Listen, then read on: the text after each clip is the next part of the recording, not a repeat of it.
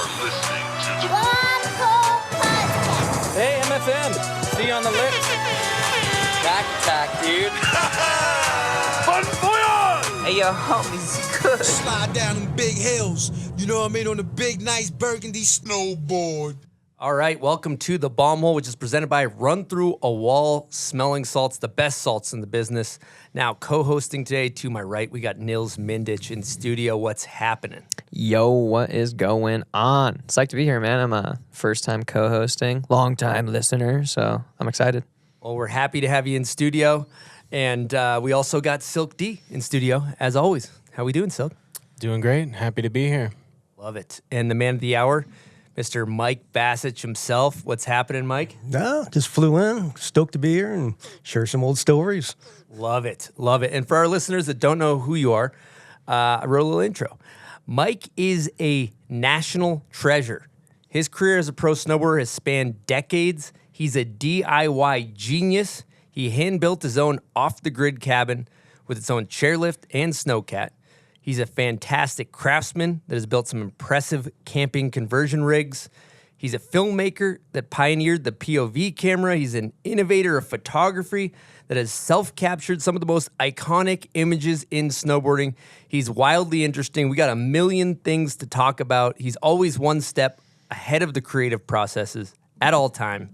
So let's get into it, Mike. Let's get into the whole thing. We got so many things to cover. I think we just start right out of the gate.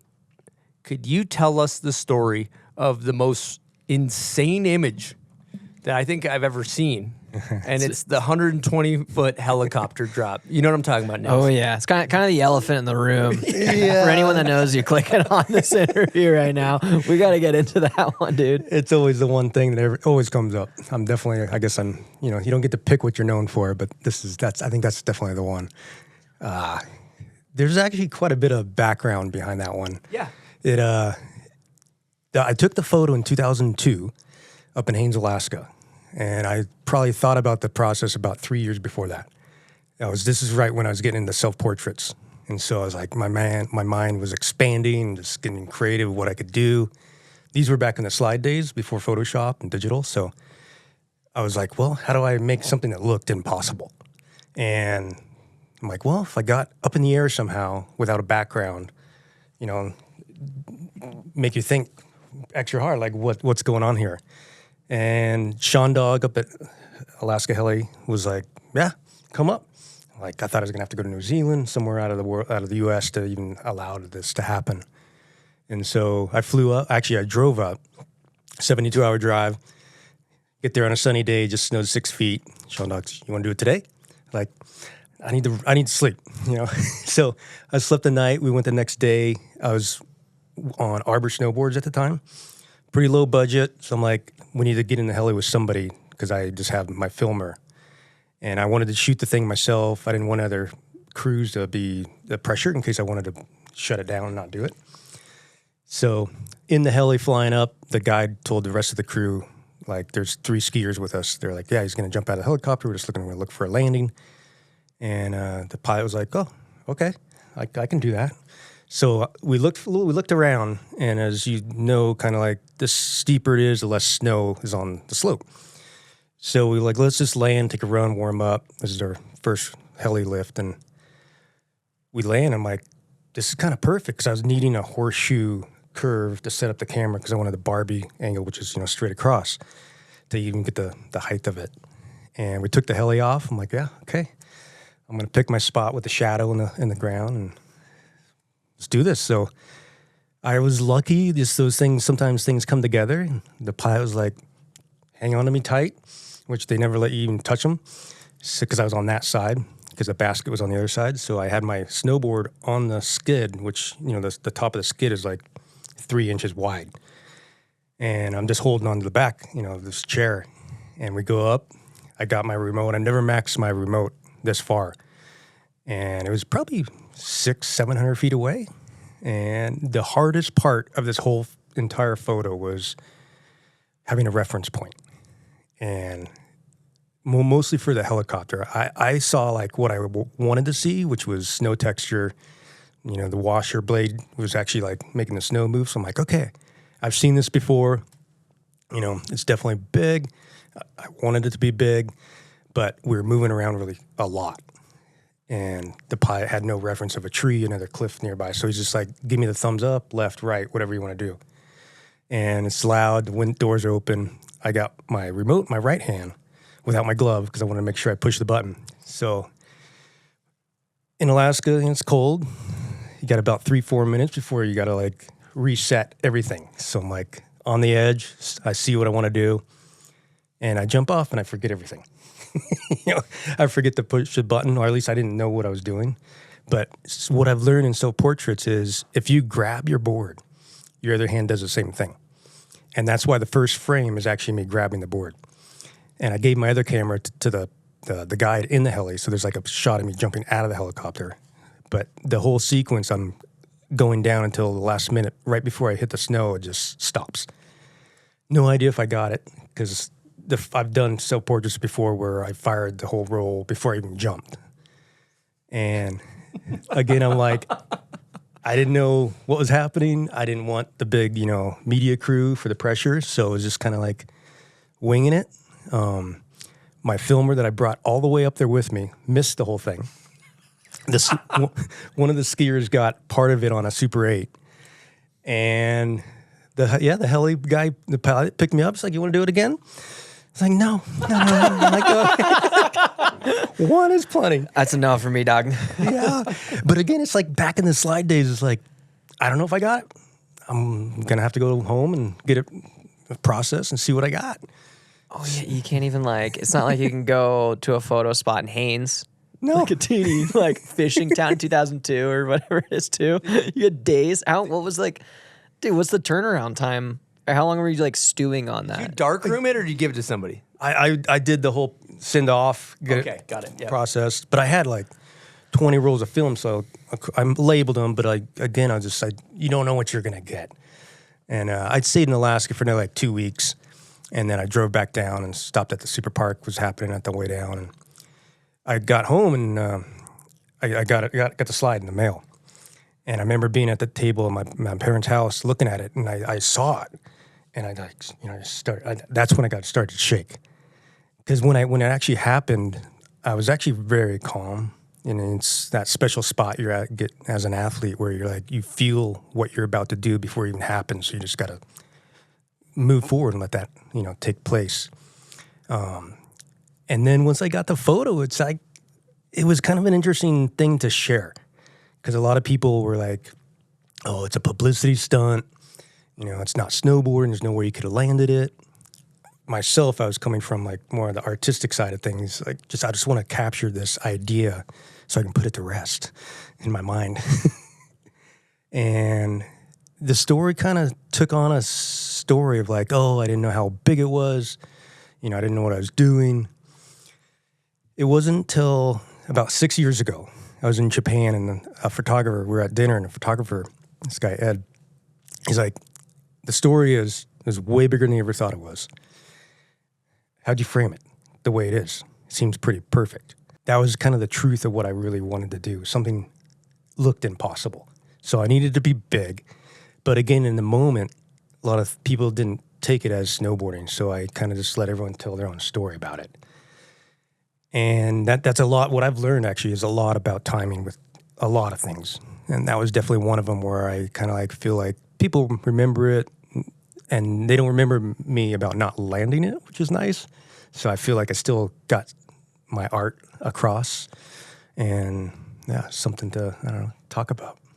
Yeah, I mean, Yeah, dude. 100%. It's. I think the thing that makes it incredibly special is the fact that you are jumping out of a helicopter and you're taking your own photo with a clicker thing. Like that, it doesn't matter. That's just genius. Like who would be wild enough to even think to do that? Yeah, like connecting the dots and having the forethought to put all that together, man, is insane. It's funny you bring up the thought or the comment with the framing, because I also growing up I'd see the photo when I was younger and stuff like that, and the rumor was that it was higher than you thought it would be or something like that. But of course, if the framing is all sort of perfect, then that's kind of your proof of concept in a way of being like, no, this is this is what I had in mind. Right? Yeah, it's like And I don't know, like a testament to it as well. That's interesting. I'd be curious to get your perspective on almost like how it's aged, because no one else is. I mean, there's a shot of like Travis Rice jumping out of a helicopter from 20 feet or something. Other than that, I've never seen anything like this. And in a way, it's like its own. It's like in a time capsule that's just will always kind of have this like you get a reaction out of anyone from it. You know, Yeah. it's truly timeless. well, thanks. I mean, I look back and I'm pretty proud of it that it holds that value of imagery, that people remember it, and to hold something that no one's done it for 22 years now. So I'm kind of like, all right, I did something pretty, I don't know, unique. So yeah, it's been a fun thing to, of course, share. And another thing, I was listening to you tell the story on a different show, and you mentioned something about there's like a big updraft or something from the helicopter. Yeah, that was one of the hardest unknown part was the downdraft. Downdraft. Because I could barely lift my board. I couldn't lift my board off the skid.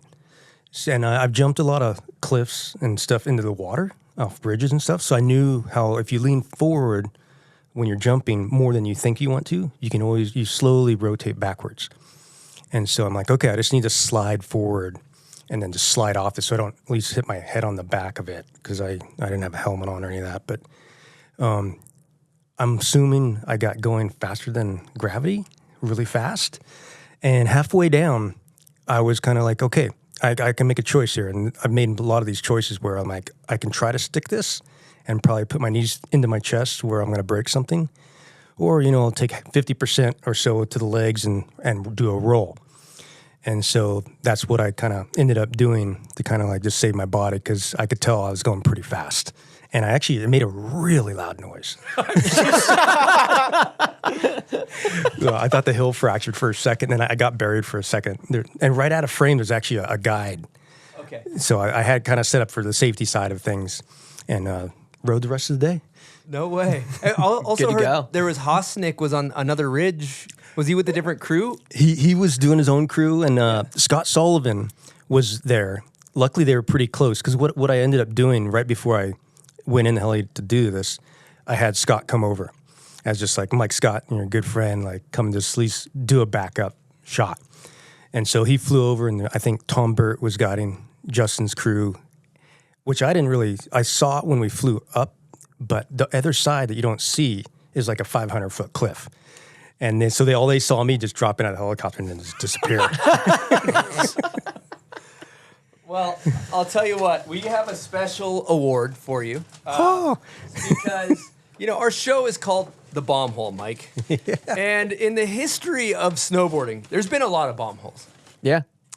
But this bomb hole that you did, we are crowning Bomb Hole of the Century. No way! So, congratulations. Wow. You earned it. Welded that trophy up. It's got my name on it. Yep. Sure does. Blasted that thing up in the steel shop, or in my garage, which is not a steel shop. It's just a standard issue garage. But yeah. And I thought it would be fun to give you the Bomb Hole of the Century for that. Thank you. I mean, I haven't won anything for 20-something years. And you know what? To tell you, like, this is actually the best thing I think I could ever win, because I love doing things myself, and this is definitely one of those projects I did myself, and to win something for that, I thank you. I appreciate that. Well, thank you. We got so much stuff to talk about, Mike. So I think we should rewind it, because you've been in the game for decades, and I'd love to know how you how you found snowboarding, what that looked like. Yeah. Finding snowboarding I owe it to my mom. We were in skateboarding, Sacramento scene. This is like 82, 84-ish. I was about 12, 13. And my mom saw a snowboard in the snowboard shop. She'd always drive by and get us a new T-shirt or something. She's like, you got to see this thing in the window. And we heard about the word snowboarding and found out who allowed it, which we went to Soda Springs up in Tahoe. And rented a board, metal fins, no high backs, terrible conditions, icy, like horrible. Somehow, we were hooked. And we weren't really snow people, so going to the snow was quite an adventure. didn't have the snow gear. So making it work on the sunny days, I think that was like mid-season when we learned about it. And so that was 85. And by 86, 87, we were all geared up. Had our the Burton 140, I think it was, Elite. Did that for a couple of years. And then somehow snowboarding became so, I don't know, valuable to my heart, me and my sister, that whatever we did was for snowboarding. We'd mow lawns all summer and save money to get a pass. And my sister is 3 years older than me, so I was more like the little Grom following her around. She got a driver's license first, so as soon as that happened, we were up every Friday till Sunday. And I owe it to my parents. I'm impressed they just let us loose, especially where snowboarding was then and where it was going was it's scary.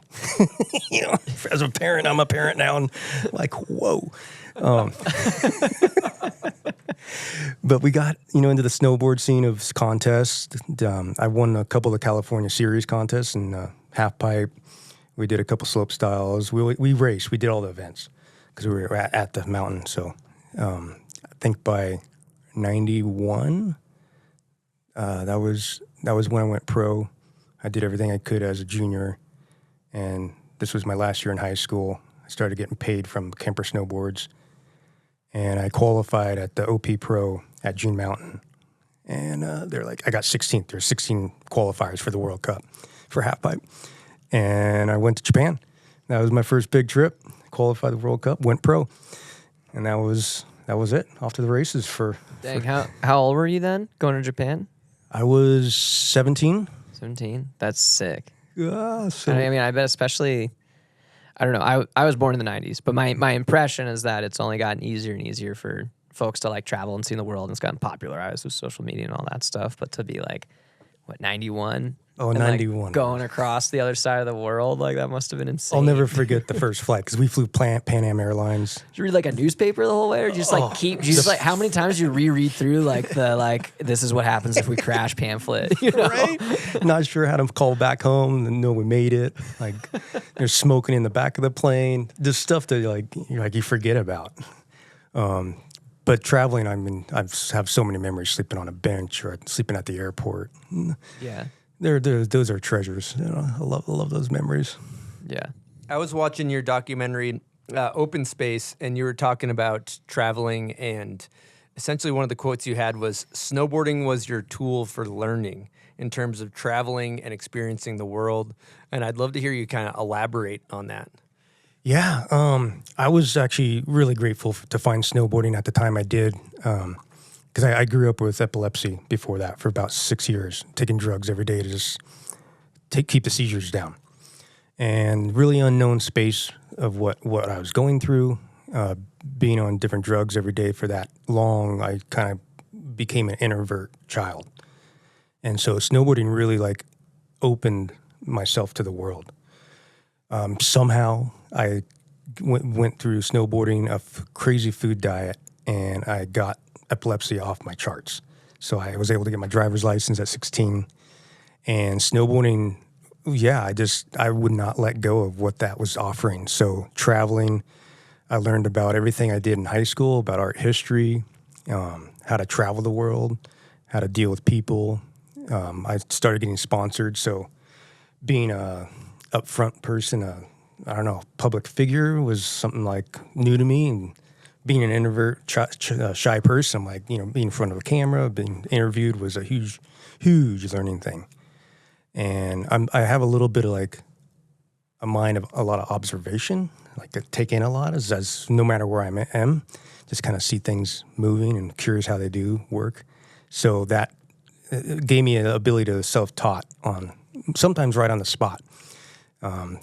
Competition, I think, taught me a lot about my body and kind of like said a lot of things against it by traveling, throwing myself off huge kickers and then getting on the airplane the next day and doing it again, next weekend. But snowboarding, I owe my entire life to snowboarding, I would say. I love that. Wow. Respect. Yeah, your sister mentioned too, talking about with during the time of epilepsy, like, and you being introverted, that you went almost like a year without talking. Yeah, there's quite a bit of that kind of feelings, and I didn't speak a word for about a year. I mean, that must have been a bunch.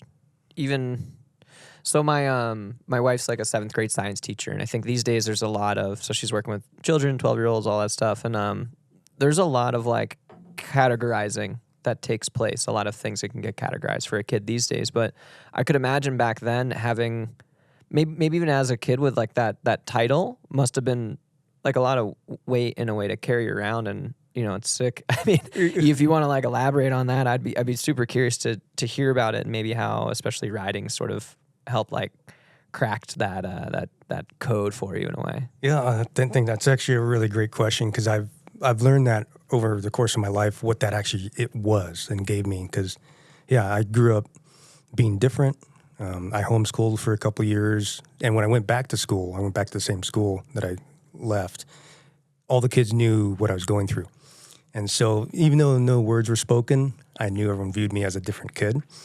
And so I think what I developed from that is the ability to be different, and that's okay. And so I think my career in snowboarding has that path a little bit. I've always been a little bit off the beaten path. I enjoy that. And so it's a little exciting. And, I just know it very well, I guess, as a kid. And my parents always told me, it's okay. And just do what you want. And so that recipe has given me the ability to, think out of the box. I've started a clothing company in the self-portrait world stuff, like still have sponsors at 51. So I'm like, okay, I owe it to this wild experience of being different and being a weirdo. So right. To put it so eloquently. I would love that too. And when I was talking to your sister, she was mentioning, and also just to provide context, your sister, Tina Basich, also absolute top tier legend goat of snowboarding. So just kind of keep that, that in case anybody listening didn't know, that needs to be said. But I thought that it was interesting that she was saying that, a lot of people go to school and it's all about how you do with your grades and conventional stuff. And she said that you were really good with your hands and building things, and that's how you express yourself. I've always been that way. I don't know how to really do anything else, so I don't have options. Yeah. But it's when I think about it, I think it's just a way of me feeling the earth. I have a very appreciation for Mother Nature. Reading about Mother Nature in a book I can't do it. It doesn't feel right. So one step, next step. Here I am now. Love building. I've always woodworked. I've done woodworking my entire life. So that's kind of like where I brought into the DIY of building a house and trying to build stuff for snowboarding. I've actually built a lot of stuff when I was just learning how to weld. I was learning how to just make step-in bindings and different stuff like that. Yeah, and you built your own snowboards early on, correct? Yeah. There's been different dips in my career where I didn't have a sponsor. So I'm like, well, I'll make a snowboard and put my own thought and how I want it to be. I actually patented it the next year. And it was a whole snowboard with all the avalanche safety equipment on the graphic. So I figured, why not learn about it on the chairlift when you're looking at your snowboard all day? Nice. Interesting. Yeah, that's cool. Kind of like, I guess keep your mind fresh. Yeah, just know how to do CPR. Like, nobody knows how to do it, but you read it on the chairlift with your buddy and learn. You're done. Yeah. Perfect. Now, going back to the arc of your snowboard career, thinking about, I guess where we were at was kind of late 80s, early 90s-ish. Is that correct? Yeah. And I was looking at the footage of you guys doing big air competitions, and they're all in the summer, in cities, on the jankiest setups you've ever seen, like sketchy scaffolding, the arc of the jump's not right. I would love to hear you talk about those early big airs that are in cities on scaffolding. They were scary air contests, like scary airs. Yeah, and the hardest part, they were always different every time. So you couldn't train to do a certain trick because one would have a huge kicker and one would be a flat takeoff. it kind of, I competed in the half pipe for many years. And then after the half pipe kind of like tapped out on my age, I was like, well, the big air's becoming more exciting. There's more people that can see it that don't snowboard. So I traveled the world a lot, going to different cities, which with no snow. So of course I got to build out a scaffolding, but every time somebody else would get hired to build a kicker. So some were super scary. Snow. I mean, when you put a combination of us in a city, a bunch of snowboarders, normally the sponsor was an alcohol sponsor. And then Red Bull came into the game. Like the combination, like is a terrible combo. I remember being at the top of the kicker, like it's like 5 Red Bulls deep, and you're like your heart's pounding. You got 20,000 people like shouting your name. You're like you see the kicker, like okay, I'm just gonna go. I can't think. Like I've broken my jaw, like hurt, my shoulder, a few other injuries, and those are all because of just the adrenaline of thinking you're Superman. Mm-hmm. Interesting. That I got a follow-up question, but first I want to hear about the jaw story. I was gonna ask what like was the jankiest setup that you hit, because having been like a builder and someone who knows structures and whatnot, I'm sure you would at that point still go up to one of these things and be like, not again. Like they still haven't figured it out. Like, fuck, dude. Yeah, I mean I did a series of kickers in the summertime with into the water, and the great idea, right? Yeah, Classic. Yeah, how do you judge those the really landing took of- off. Makes snowboarding really last took all off. year. And there was no snow on these ones. They're just the plastic rings, And the takes off were like, let's get them up in the air as fast as possible. So just build a lip, right at the bottom. No thought of like the compression, any of that. And I remember the host, the lady she snowboarded, and she was like, I want to go off it for the TV show. And she went off. The compression gave out in her legs and just slammed her face against, took half her face off. Oh God. And these different things, I think, like, I don't remember all of them, but there's one that I remember that we did in Amsterdam, and we did in the canals.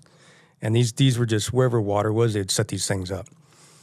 And the next one was somewhere in London or somewhere. And by the time the next contest happened, we heard that in the canal they found a dead body in the canal, which I guess is a common idea, sadly. But that's the worst scenario I've had for a kicker, is like knowing that I was jumping in the water. And if you've ever been to Amsterdam, the water's not clean. You want to get cleaned off as soon as you get out. But that's my worst memory, if you're asking my worst memory. Oh my God. I heard there's also a story with the double backflip when you broke your jaw with your mom filming or something like that. Oh, yeah. The double backflip was on my mind for so long. I was determined to make it work in a contest. U.S. Open, first year they had the big air. Not much of a takeoff. It was a good kicker, but my mom was there, flew all the way from East Coast. And I was supposed to fly to Europe the next day, so I'm like, okay, going to do the best I can at this comp. Everyone came out to watch. I did a speed check, which is probably what I should have not done, but I ended up doing 1.5 back. East Coast is always ice. And I didn't break my bone this one, but I ripped my entire front lip off my jaw. Oh God. And a couple hours later, they found a couple things like to sew and go through my teeth to hold it back on for a week till it grew back. And then I go to Europe. I went to Chamonix for the first time, straight from there. And that was, not a pretty one. The other one was at the Aaron style. I hit my knee on my chin, came up short and cracked my jaw right in half. And I don't know if you've been hurt in a foreign country, but it's a really different experience. So this one, they took a wire, a thin chicken wire. This is the one I'm curious about. Yeah. And instead of just like, I don't know, being gentle, they use like dental floss. You run chicken wire through each tooth and you just crank it tight and wire your mouth shut. So I remember just bleeding, everyone's speaking Austrian, it's like no idea what was going to happen or if they're doing it right or not. But It's like they're tying rebar on a construction site. Just Yeah. You got some kid in there with a face tat.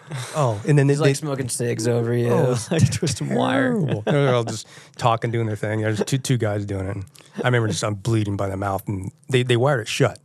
And so I had pair of pliers around my neck for 6 weeks because in case you have to throw up, you got to cut the wire. There's 2 wires, so you don't choke yourself. So that was a broken jaw. That's a very robust So practice. I owe all this to the double back. I ended up finally landing one up at Mount Hood. Were you the first person? I think I was, for what I know. It wasn't a contest, though. It was just, I remember it was on a prototype board I had. It was super light. And my buddy, Jess Gibson, and I think he's got the footage of it. Sick. I love that. I also saw footage of you ripping the wire out with pliers when you were done with the jaw. Care to elaborate? Yeah. Yeah, I've done quite a bit of that to myself. And watching someone put wire in your mouth, like, well, I can take it out. That's easy. Yeah. So yeah, by then my mouth was, the pain, from having the pain, what I felt, taking it out was nothing. Yeah. He's a DIY guy. He's a DIY Yeah. guy. Yeah, He's really. got pliers in the garage. I can do this on my own. Yeah, I don't need YouTube. save I a got drive pliers. to drive somewhere. It takes time to do that stuff. You just do it at home. Yeah. Save time. Yeah, my scars are a little bigger because of that idea. Jones, you ever find yourself tired, low on energy? Yes, Chris, I do. Well, let me tell you something. 75% of Americans are chronically dehydrated. And that goes up when you're in the mountains and you're at elevation. You're going to be even more dehydrated. So you know what the solution is, Jones? Don't go to Colorado? That's one. You could also drink Bubs Naturals Hydrate or Die. There's 2,000 milligrams of electrolytes. There's no added sugar, and there's no artificial flavors. I love that. Now, when I'm hydrated, I have more energy. I ride better. I can probably still grab my board. When I'm dehydrated, I can't. No, my skin literally will crack if I try to grab my board unhydrated. You look like a lizard that's been dead for 30 years. And not the Lizard King. Not the Lizard King that also got run over by a car. It's roadkill. Yeah, salamander. Exactly. So if you want to get some Bubs Naturals Hydrate or Die, use promo code BOMBHOLE for 20% off at checkout. And stay hydrated with Hydrate or Die. Jones? I will. Thanks, Chris. All right, we're going to talk to you guys about some speakers. I'm a big fan of these speakers. We're talking Turtlebox, and they deliver the best sounding, most durable, portable speakers available. Let me tell you, you can put these things through the ringer. So the Turtlebox Gen 2 portable speaker is 100% waterproof while boasting best-in-class audio and up to 20 plus hours of playtime. You don't need to charge it. You can be slapping tunes for 20 hours. As a plus, you can pair multiple Turtlebox speakers together at the same time to enjoy a true AB surround sound experience. Simply put, the Turtlebox is an extremely fun product designed for days at the mountain, on the water, in the backyard, and everywhere in between. To learn more, check out turtleboxaudio.com and get yourself that Gen 2 portable speaker. It's a great product. Slap some tunes, have some good times with your friends. You know what I think about too? You're OG DIY, which is different. I'm kind of new gen DIY where it's like, well, there's a guy on YouTube that's going to walk me through the process of taking this carburetor off and cleaning it and whatever. But your DIY was there is no guy on YouTube that, thank God, took his Saturday to film him repairing his lawnmower. You know what I mean? Are you cruising around with like a Haynes repair manual for every car you got? Or like, how the hell are you figuring out how to do half of this shit back then, man? There's an idea why because I've been asked this question before. And what I've learned is it's all a matter of risk. Like that's the one thing that I've realized when someone asks me to come and fix something. I don't know why they trust me, but they think I know how to fix it. I don't most of the time, but I'm willing to fail at it. And that's the balance that I'm like, okay, if I'm going to take a carburetor apart, I just have to observe what's happening to know how it goes back together. And it's usually obvious if you take something apart what's wrong. If not, you move on to another part of the car, whatever it is you're trying to fix. And so that's the one thing I've been asked a lot about people building tiny homes. They ask like, how do you do it? What do I do? And most of the times, like, don't think so hard. Don't draw it out. Just trust it as your process. And this goes back to like teaching myself how to do things and then it being okay to fail, things to be different.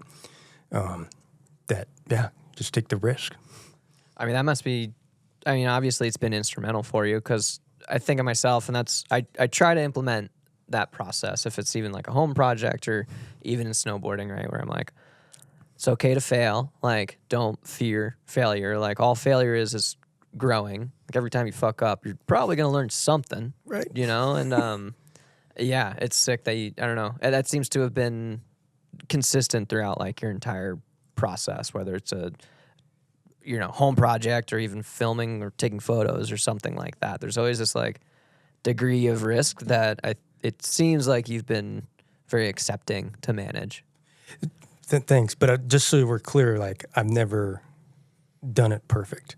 Like I've spent a lot of money, a lot of extra time learning. Yeah. I know. You should tell him about your motor swap. Oh, dude. This yeah. is so a I great. had. This is Oh great my stuff. god.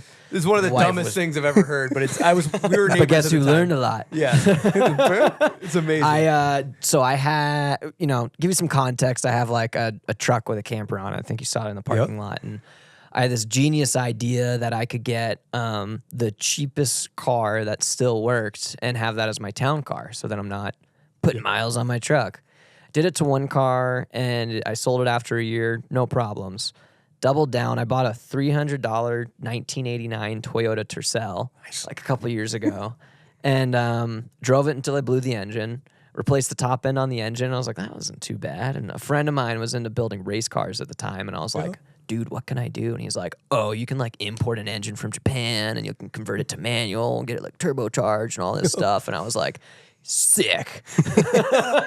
So I embarked on this, and this is after the pandemic, so shipping and everything is a nightmare. And I just embarked on trying to do an engine swap, full like automatic to manual turbocharged engine swap on this old car, and sunk like thousands of dollars and probably like 100 hours into this thing, and got it driving again. But not any faster than where I left off, and it would overheat just as fast. So a year later, I cut ties with it and had to move on. I was like, well, that didn't really work. But like what you got out of it though, like the one thing I get out of my stuff that I do is that the knowledge or the experience belongs to you. Oh, totally. And maybe like you should. I'd be curious for you to elaborate on this too. Once you're like in a project and you have, it's almost like a never-ending spiral. I can understand why people always have these ongoing project cars, is because once you know the item well enough, you're like, oh, the fuel pump went out. Well, I have like 3 ideas now as how to fix it. Let me like go through all 3 of those, and maybe one of them works. Something else comes up, and you're like, well, I could do this, that, or the other thing, and all of a sudden it's like you're presented with one problem, and you kind of figure out how to solve it, and then you get met with 5 more. But all of a sudden, you're like, oh, I think I could actually figure those out too. It's nice before, I mean, I have kids now, but before I had kids, like a lot of this I would do all day, every day. And I don't know, it is addicting in a way. Totally. Yeah. You know what I think the biggest lesson is with all this stuff, like taking stuff apart, fixing it, repairing tiny homes, whatever you're building? There's a degree of just not taking no for an answer. Yeah. You run into a wall and you just want to be over it, but you figure it out. Yeah. I mean, hardship is a beautiful thing. I try to tell everybody that. Like, life isn't supposed to be easy. So if it's hard, that means you're going to get a better reward. And if hopefully it runs. If not, again, you have that knowledge that for me is the most valuable thing. Because now I know, at least on some level, how to survive by walking down the road. I can make things happen without having to have certain things. I can make, duct tape, stick to things, and get the car running, whatever it is. Do you feel like, and did you have something you were going to segue into? I was curious, and we might be going kind of quick, but at a certain point, you make this transition from contests into backcountry, and there's like, that's where I think a lot of your innovation started to shine as an individual. Like our first conversation, for example, and like, that must have had some sort of snowball of confidence as well in those early years of being like, I have no clue what's going on, and then you just go down the rabbit hole of the whatever journey. Yeah, that's kind of what got me excited to get creative. Because after the half pipe contest, and this is when I quit snowboarding, it was in '99 at the X Games in Crested Butte. Competitive snowboarding. Yeah, competitive snowboarding. Okay. And probably a few years before that, going to the trade shows, trying to get new sponsors, over and over, you hear you're too old. You know, What was the age then? the age? Yeah, for like, oh, you're old in the game. Like 18, 19 was considered like, well, if we invest in you now, that means you're going to be 23 in 3 years, you know, so I'm like, we could do this to a 16-year-old and, you know, get this amount of years out of the sponsorship. So this is actually when I started taking self-portraits as well, because I was like, okay, everybody has this cookie-cut process they're going after. And since all the way up to now, like I've been trying to figure out how to get creative enough to keep my career alive. Because I love the snowboard industry. I love snowboarding. I like the amount of people in it that are, you know, just, I don't know, love standing sideways, a little off balance. And so the creativity part really dove in, after I quit competing. The self-portrait part was a really good leverage part for me, because now I go to the trade show and be like, oh, you don't have like, you already blew your budget for the riders. You know, it's hear that all the time. Like, well, okay, why don't you take out of the photography marketing budget, I'll supply you with photos of me for free, you know, pay me this amount each year with a travel budget, and then I'm going to be riding with so-and-so anyway, so why don't I take those of your riders too, I'll supply photos of them. And so that kind of kept me in the game to stay on the mountain and not become a team manager and just like take the next, you know, cookie cut idea.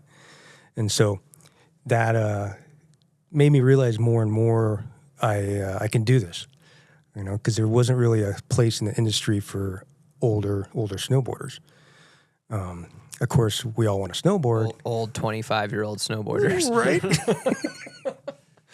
Yeah, and that's that really got my creativity going a lot. And I actually I remember like what I'm trying to do is create something that people can relate to. Because I own a clothing company, so I understand like what I'm being sponsored for. You know, as part of it's just to follow what I want to do, but also I'm like trying to like make something exciting that somebody wants to do that. And I think with the X Games where it was going, people like to watch it, but they don't want to be that person. It looks way too risky. They don't even know what they're actually doing. They're spinning so fast. And so I kind of went into this other direction of the off-grid lifestyle. It seemed super fun and relaxing and my own pace. I get to do things whenever I want. And that's kind of when I bought my property up in the woods. Amazing. So one thing before we get into the Area 241, I would love to just hear about the process of when you got the trigger and you started shooting photos of yourself. I think it's so interesting. No, I would never think to do that. Nobody would, to be snowboarding and click a clicker and then, you know, set up the tripod and frame it up before you go so you're self-sufficient. Yeah, when I started, this was in '99, and my roommate was Kevin Zacher, so we shot a lot of photos, and I also started my clothing company, 241, and I started hitting this wall like, oh, this person's taking the photo, I'm risking my life, he wants to get paid for a photo of me for me to use, and I kind of like, well, okay, what can I make work where I can like run my own ship? And that back to like marketing myself to other sponsors, like, oh, I own the rights to this portfolio, you know, you sponsor me, you have access to it. And so I realized like, oh, Pocket Wizards are, you know, they're wireless remote. They didn't make a plug for Nikon to go to the camera. So I had a guy do the soldering for it. And I got that all set up. And I kind of did this all for one photo. That was my whole project. And I do a lot of projects that way where I'll invest a lot of money at the times and time into one idea. And so my very first photo was here in Utah, out on the desert, up on the hill, and I wanted to get a silhouette of me riding a rail. And so I got the snow in the back of the van, brought a rail. I was just starting to weld around then, so I welded this rail out of a trampoline metal stand and took the photo.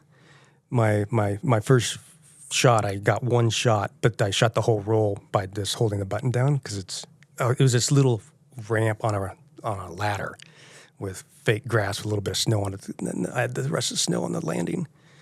and then there's boulders everywhere else. So it took about 6 weeks till I got this first photo. And after I got it where I wanted it to be, I realized like this is a huge capacity of like to do a bunch of stuff that I can just dream up and I can do it. And so my backpack for the next 20 years was, a camera bag. And I went to Alaska a lot, everywhere. I bought a snowmobile. I got into snowmobiling around then. And I kept my sponsors going that way. And it's been pretty fun. Dude, that's cool. I'm also kind of curious about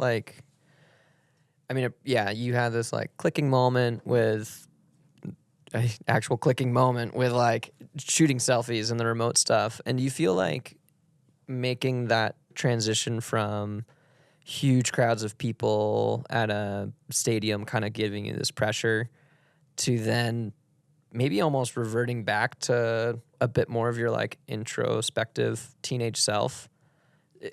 Was that part of the draw too, where you're like, I just want to like be away. Like, I just like how quiet it is. God, like, let me focus. God damn it. I think, for sure. I mean, there's a beautiful part when whoever got into snowboarding like in the 80s and 90s, I really think that they got in it for the true heart of snowboarding. Because I've seen a lot of competitive kids wanting to be sponsored. As soon as they get dropped, I've never seen them again. And so having a career as long as I have, you definitely have ups and downs. And you go into debt a lot, you have highs, and that's kept me going. And definitely, like, after saying quits on the competition, I was like, I want to do what I want to do. And the self-portrait world that I did is really also about telling my story. Like, I wanted to see, like, what people thought of what I saw going down this face where you can't even see where you're going. And so these are the things that I really wanted to spend a lot of energy to share. And that turned into the whole POV, point of view world. Yeah. Yeah, and that was you essentially like, for lack of a better word, duct taping handy cams under your head, basically, right? Yeah, different things. I mean, these cameras, it's like huge 10-pound cameras that would make these weird brackets. And I went back to like risking things. Like this is like a $5,000 setup that you're jumping with. So if I was willing to lose that, I actually ended up with amazing photos because of that. And I did that in the beginning. I was like, okay, this is my investment. Wherever it goes, I'm okay with that. And that opened the doors a lot more to being creative and following people off kickers, off cliffs. Well, that's the thing too. If you think about it, like a lot of photographers can shoot from the ground, but they can't go off the jump with the rider and shoot the photos. So for you to have the confidence to be able to go off of a backcountry kicker that's 80 feet and shoot a selfie front three, that Snowboard mag cover, that's one of your most iconic images, I think, right? Like the selfie. That one, and you're going off with a huge camera and you're confident enough. I've done it a million front threes. I know I can do one with a 10-pound camera in my hand or whatever. Yeah, so that got me a lot of spots that I want to think that people may have not seen before. Mm-hmm. And that was a lot. It was exciting. Totally new perspective. Yeah, no, 100%. I mean, it was also the catalyst to like a completely new, now normalized part of not only our industry, but like the world. Yeah. I mean, that must feel kind of crazy too, to almost be decades ahead of what is totally normal. You think of TikTok and Instagram and all that stuff, and it is all about someone sharing their only had a selfie stick back then. Yeah. Yeah. It's I mean, sharing's, I think we all have that instinct to want to do that. So. Yeah. Well, I mean, it's like your way of like communicating like a story or something, Yeah. I think the combo of like being a little bit of a gadget person, I always like building stuff and try to see where I can get the camera to mount to my board. And yeah, that was always fun doing that. Now I'm curious here. So all these ideas that we've already talked about, they're all wildly creative and they're all ahead of their time and they're all forward thinking. Now, just going back to the surface of like what creativity, where it comes from, like for you, where does the creativity come from? How do you foster it? Oh, I wish I could tell you exactly how, but my best guess at it is it's a lot to do with timing. with some of it's technology and some of it's my athletic ability. Like when the GoPro started coming out, like I was so grateful that someone made the GoPro. Like ditching the 40-pound backpack was a miracle. And then once that happens, you enter a new space. And so what I naturally did was I'm like, okay, these are way lighter. I can mount these actually all together and get a whole 360-degree view if I put 13 of them together. And so these are the things I just started building at my shop. And that became what the GoPro did, the Cube or whatever after that. But for me, this feels pretty natural.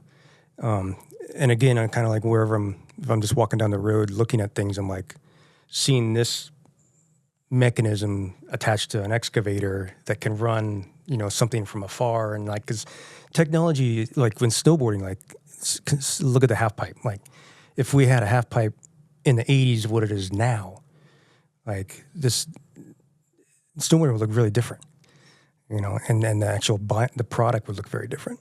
And so part of that's because of the revolution of technology, and I think I enjoy that space.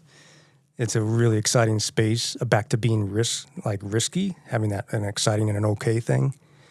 The one thing that I've also learned that I try to share this is when you do something unique or not so sure if it's going to work, a lot of people actually want to be a part of it. And so a lot of I built a chairlift at my property.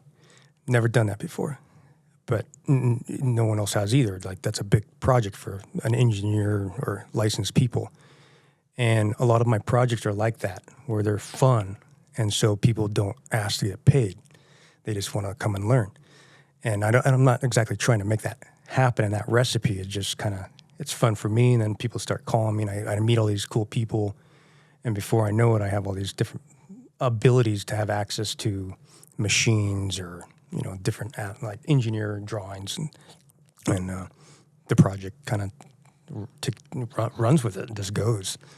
Dude, I mean, that's cool. I don't know. I was wondering about that too, because for me, it's like I enjoy working with my hands. So does Chris. We all like kind of working on stuff. I went to school when I first was in Utah. I went to school for mechanical engineering and was like snowboarding at the same time. So I was like kind of had that like urge to whatever, use your hands, create in a way.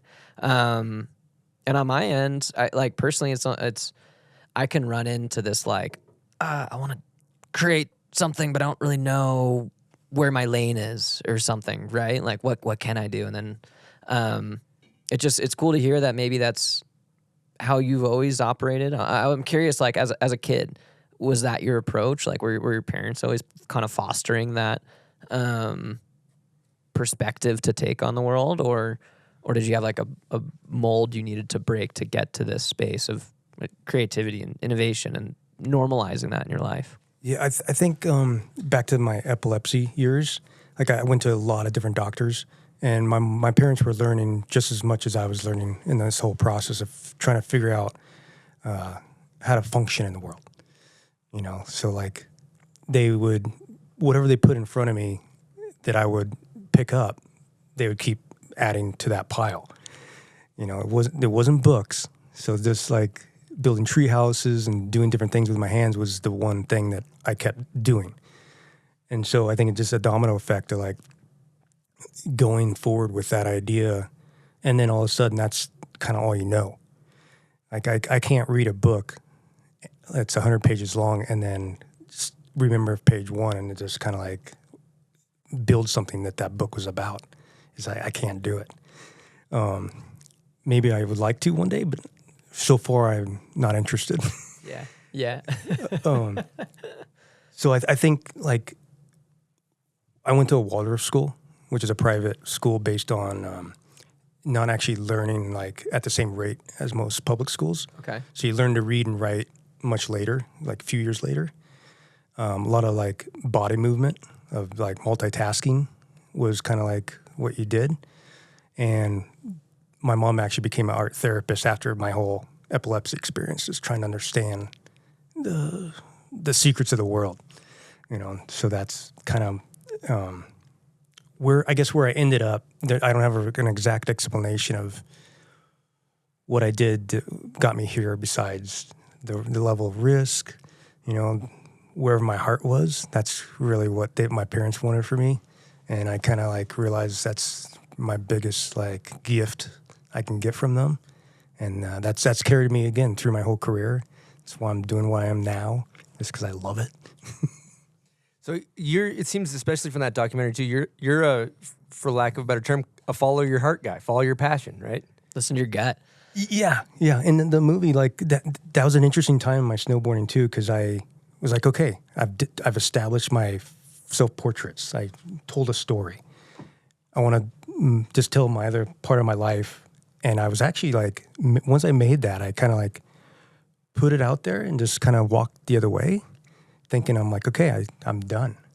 I'm just going to go in the woods and do my thing. And it's interesting because a lot of people really like, I don't know if it spoke to them, but it brought a lot of attention of energy. So I was like, well, okay, there's still a space for me in the industry. And so that when I realized like, I'm going to continue building something that's people connect with. And I realized if I can build something that is timeless and exciting, I'll have a career as long as I want to do it. And that's kind of what I've learned after all these years. I'm like, my career is about creativity. You could be creative at 100 years old. So that's where I'm like, okay, that's where I fit in this industry. At least that's where everyone's putting me.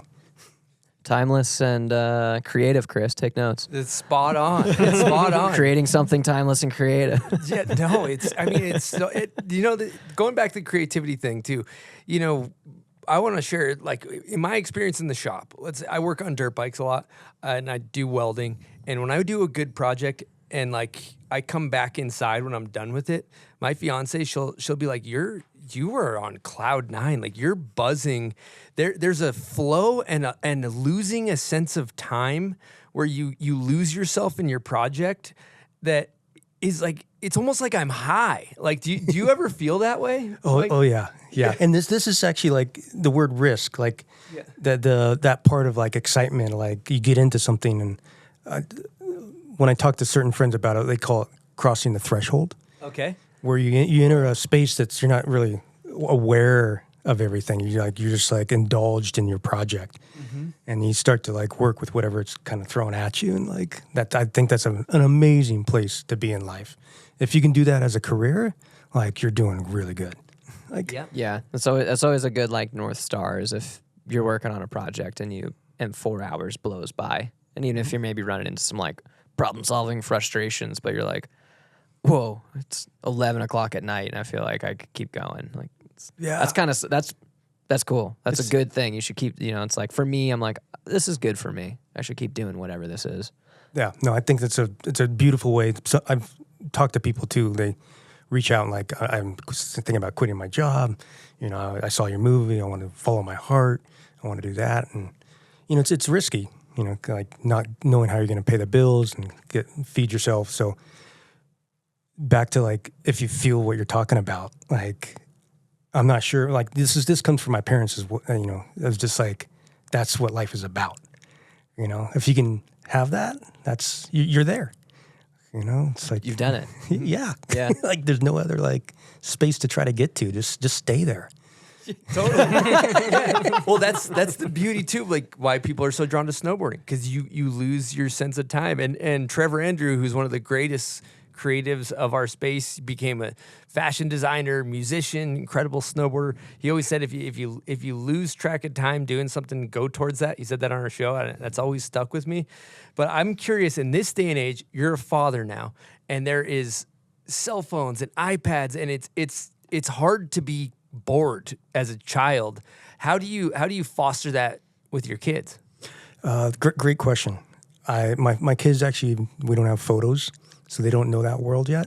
They've never seen a video. And so my oldest is 5, my youngest is 3. I got 2 boys, and they love swinging on a hammer. So they're around my shop every day, and so they're around chainsaws, just different stuff that's all they know. I'm slowly getting into. We're doing like a photo process of a little flip card thing, and so we're drawing stuff, and we're actually just right now taking a photo every day of a certain thing that's changing as each day. So I'm slowly introducing the idea of photos, but they have a lot in front of them, but it's climbing trees, it's planting a garden, it's back to like I cherish nature as my guidance. And so even though I don't have a plan for my kids exactly, I'm just kind of leaning into that. And the amount of information they get just by going to the gas station is so much. It's plenty. Well, there's a correlation I discovered recently that somebody explained to me where there's a big tie between boredom and creativity. And with all the distractions of the world, you don't have to be bored. You can click on iPhone and you can scroll Instagram and you can do all those things. Boredom's irrelevant. But is that so it almost sounds like you're intentionally placing them in the backyard with a bunch of hammers and saying, go be bored and figure it out. Is that what I'm hearing? That's kind of like what I see happening to them. Like, and it's interesting. They get in themselves in trouble. You know, they hurt themselves, and Yeah. they come back and tell me what they're doing. I'm like, okay, yeah, we need safety glasses for that one. You know, Okay, yeah, maybe you shouldn't have taken the nail gun. You also get some good child labor going too. That's good. right? Yeah. But for what I've learned from my oldest is in school, like the idea of putting a kid somewhere and being bored, the intuition starts to like activate more. And so if you can have a kid not be so distracted, you know, they start to look inside. And that's I think one of my biggest goals when my parents did that with me. But to have my kids find their own balance, you know, and find what they love at some point. You know, they'll change over time probably. But be open to not have them be a certain way to survive in the world, but just learn how to adjust to the world. Because I think even teaching somebody in the next 10 years about something, 15 years from now, that all might mean nothing because the world's changing so fast. You know, and it's scary. Like we're going in a direction that's, I wonder where, you know, what the final result is for what's going to go down here in the next 10 years. Mm-hmm.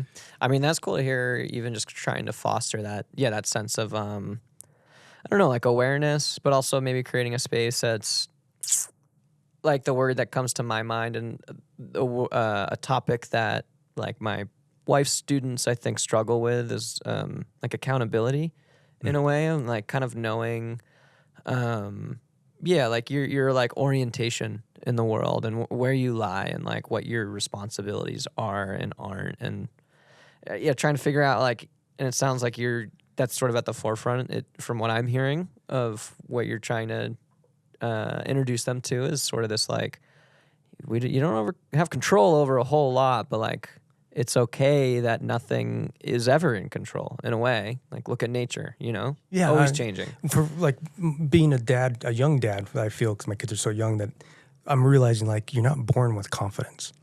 Like it doesn't seem like that is something that you're just like automatic. And so that's like whatever your environment is, like if you can be content, like, I feel me, I got this, then you have a workspace. You know, like if you're so contained by like fear or worry or something else happening. But to kind of find a balance of that, I would love to find for my kids. And like, again, I don't have an exact plan. It's just kind of like winging it. And there's being a dad and being a parent, it's insane. That's what I've heard. Yeah, I don't have kids, but from what I've heard, it's like you're never ready, and once you figure it out, everything changes. Yeah, and half of the stuff that my kids are asking me, I don't have the answer. You know, but it's like that's the way the world is. You know, you just kind of like move forward and try to fulfill. I think the heart. You know, if I can have them like what I do with my kids is like if they have a question, like I usually try to put it in their hands to figure it out first. And so if they don't know where dinosaurs came from or some, you know, this bizarre thing I don't know either, or if that's even a real idea, like what it is. But if they can kind of like touch in and like challenge themselves, then I think that's a great tool to learn. And that's kind of like however that comes about is, each Mission day. accomplished. Yeah. Day at a love it. time. I love it. Well, let's sink our teeth here into Area 241. I'd love to have you talk about finding the property and everything that transpired. Yeah. So a little bit back before I bought my property on Donner Summit, I owned a house here in Utah. Big, huge 4,000 square foot house. All I did was clean and heat the place. And in kind of this is right when I started taking self-portraits. I decided, like, I'm going to chase the storms because if I'm going to do photography, I want to be mobile as a storm. So I sold my house. I bought a van, made it a camper, lived in that for 2 years. And then I was like, okay, I love California. That's where I was born. There's something about Donner Summit where I learned to snowboard. I want to land there in some ways. And so I bought this property that it was listed, but it wasn't accessible. You had to hike in with snowshoes. And my realtor was Tiffany Jones, Jeremy Jones' wife. She's like, here's a map. Go snowmobile, see if you can find it. And it was snow. It was like December. And so I got somewhere close to it, and I was like, I'll take it. If it's anywhere close, I'll take it. And bought it was 40 acres. And my whole kind of mission with this, I was 33 at the time, was to kind of like, I've traveled the world. I've learned all these different things. I've chased the snow around. And now I feel like I'm ready to just kind of like sit and wait for the storm. And I didn't really actually dream of living off the grid this much, where you can't drive your car to a place. So that whole part was pretty new. But I've been to snowcat operations, so I knew kind of how it operated and how to make it work. And I've dove in, just kind of like, I'm going to learn a whole nother step of life with this. And I wanted to learn, be tested a little bit on if I can do everything myself on some level, And so there's no electricity, there was no water. I had creeks. There was a little bit of cell service. So I'm like, it was a reasonable price that without having that, nobody really wanted it. Even though I can be, at a resort in about 15 minutes, I'm like, okay, this is perfect. Like, I'm not going to have a loan, for the next 40 years and have to go work so I can actually enjoy it. I took everything I had and put it into this.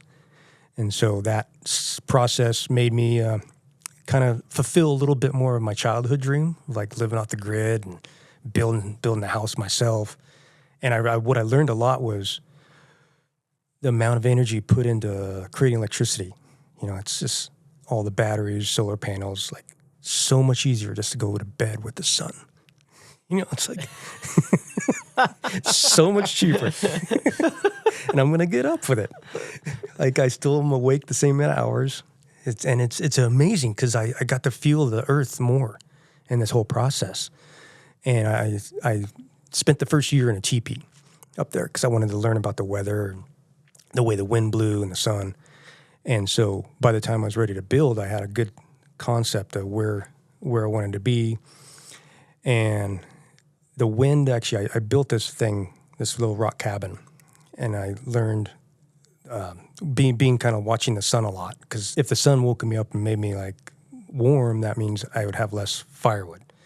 And so all these kind of ideas kind of came about as I was building. Like, the sun is my friend. I'm going to face huge glass windows towards the south. And then you realize, like, in the winter, the sun's lower, and so it's like, okay, the right height of the roof, all these things kind of come into play. And so I built my cabin on the golden ratio, which is a sacred math equation under nature. It's like when you have one trunk, you can grow 2 branches. Once you have that, you can grow 3, 8. You always add the last 2 numbers to get the next number. The idea in building is kind of like that math ratio is what you're kind of based on, your bone figures and stuff. And so when you walk into a room, old architect that's all it was. And so I got really interested in building under the golden ratio. And at a certain point, I stopped reading because I realized I was getting too much information. I wanted to leave a little bit of open space for myself. And again, the idea is why you would do that is when you walk in the room, it just feels good. And what I've received from that is I realized time is movement. That was a big thing that I realized makes up our world, everybody. If you don't move, time can stop. But, I mean, it's going to move without you, but you can stop. And so I realized, like, I was born on the 29th of October at 3:02. And so I was like, okay, I'm going to make a symbol of this life. So on the floor plan, I have this shadow that casts on my birthday to remind me of, this adventure. And that kind of like domino affected into learning more and more about living off grid. And I've had a lot of enjoyment out of it. But to be honest, like, it's hard. Like, just the amount of work. And once you get to a certain level of living off grid, the consciousness that you have about everything else is hard to accept. And I kind of went down a rabbit hole for a while where I didn't want to start a fire. Like, that's going to burn wood. It's going to make this happen. I'll put a sweater on. And then, like, well, if I eat, that's going to take all these resources. And it's a hard thing to, like, harness and, like, okay, the world's not perfect. I'm not perfect. I'm not going to do a perfect job in this life, but I'm going to try to do something that feels joyful, from the heart and some sort of in sync with the planet. Because I think it's just kind of what we need to follow. But over time, like, I'm like, okay, I just need to focus on me. It's okay, I'm using these things because when you're off grid, you don't use more like gas and stuff, but it's right in front of you, and so you really feel these things that okay, I am relying on people for certain things. It's just the way the world is now, and these are the funny things. Like, you try so hard to be self-efficient, and I think right now in the world that I personally feel like we landed somewhere, and we don't need to really go any further into advancement because we have this natural instinct to invent things so we have more time to hang out, do things that we want to. And back to, like, if you love what you're doing, like, just stay there. Keep doing that because that's a beautiful thing. We don't need to make it better or faster or quicker or cheaper. Like, mechanics of money is a funny one where, it's a big battle for all of us. But, it's when I sold my house in Utah, I kind of like, I lived as cheap as I could. I realized I'd rather be poor and live outside, and instead of being like working all day to sleep somewhere that, that stay dry and warm. But again, I'm comfortable outside as much as I can. So I've definitely tried to, like, keep my finances in a way where I have the freedom to adventure with an idea farther than I probably would if I didn't have that. Man, that is a robust and wild way to build out a lifestyle. I'll start with that.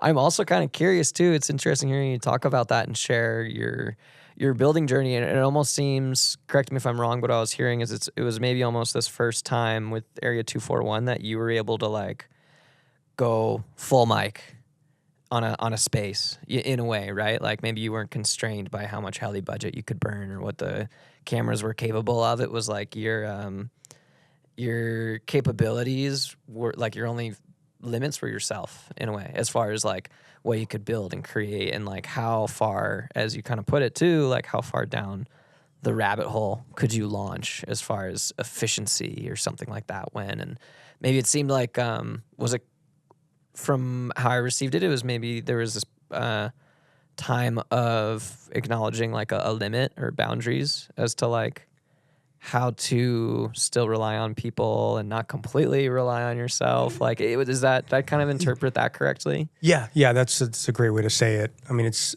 kind of like I think you find your place wherever your mind is, and I ventured a little too far where you start to, like, question why you're here.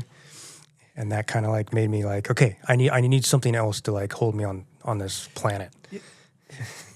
I mean, what I like to sum it up too is, like, I feel like you took yourself out of the rat race. I think we all wonder what it would be like to remove yourself from the rat race that is bills, money, all that, right? That's a common thought.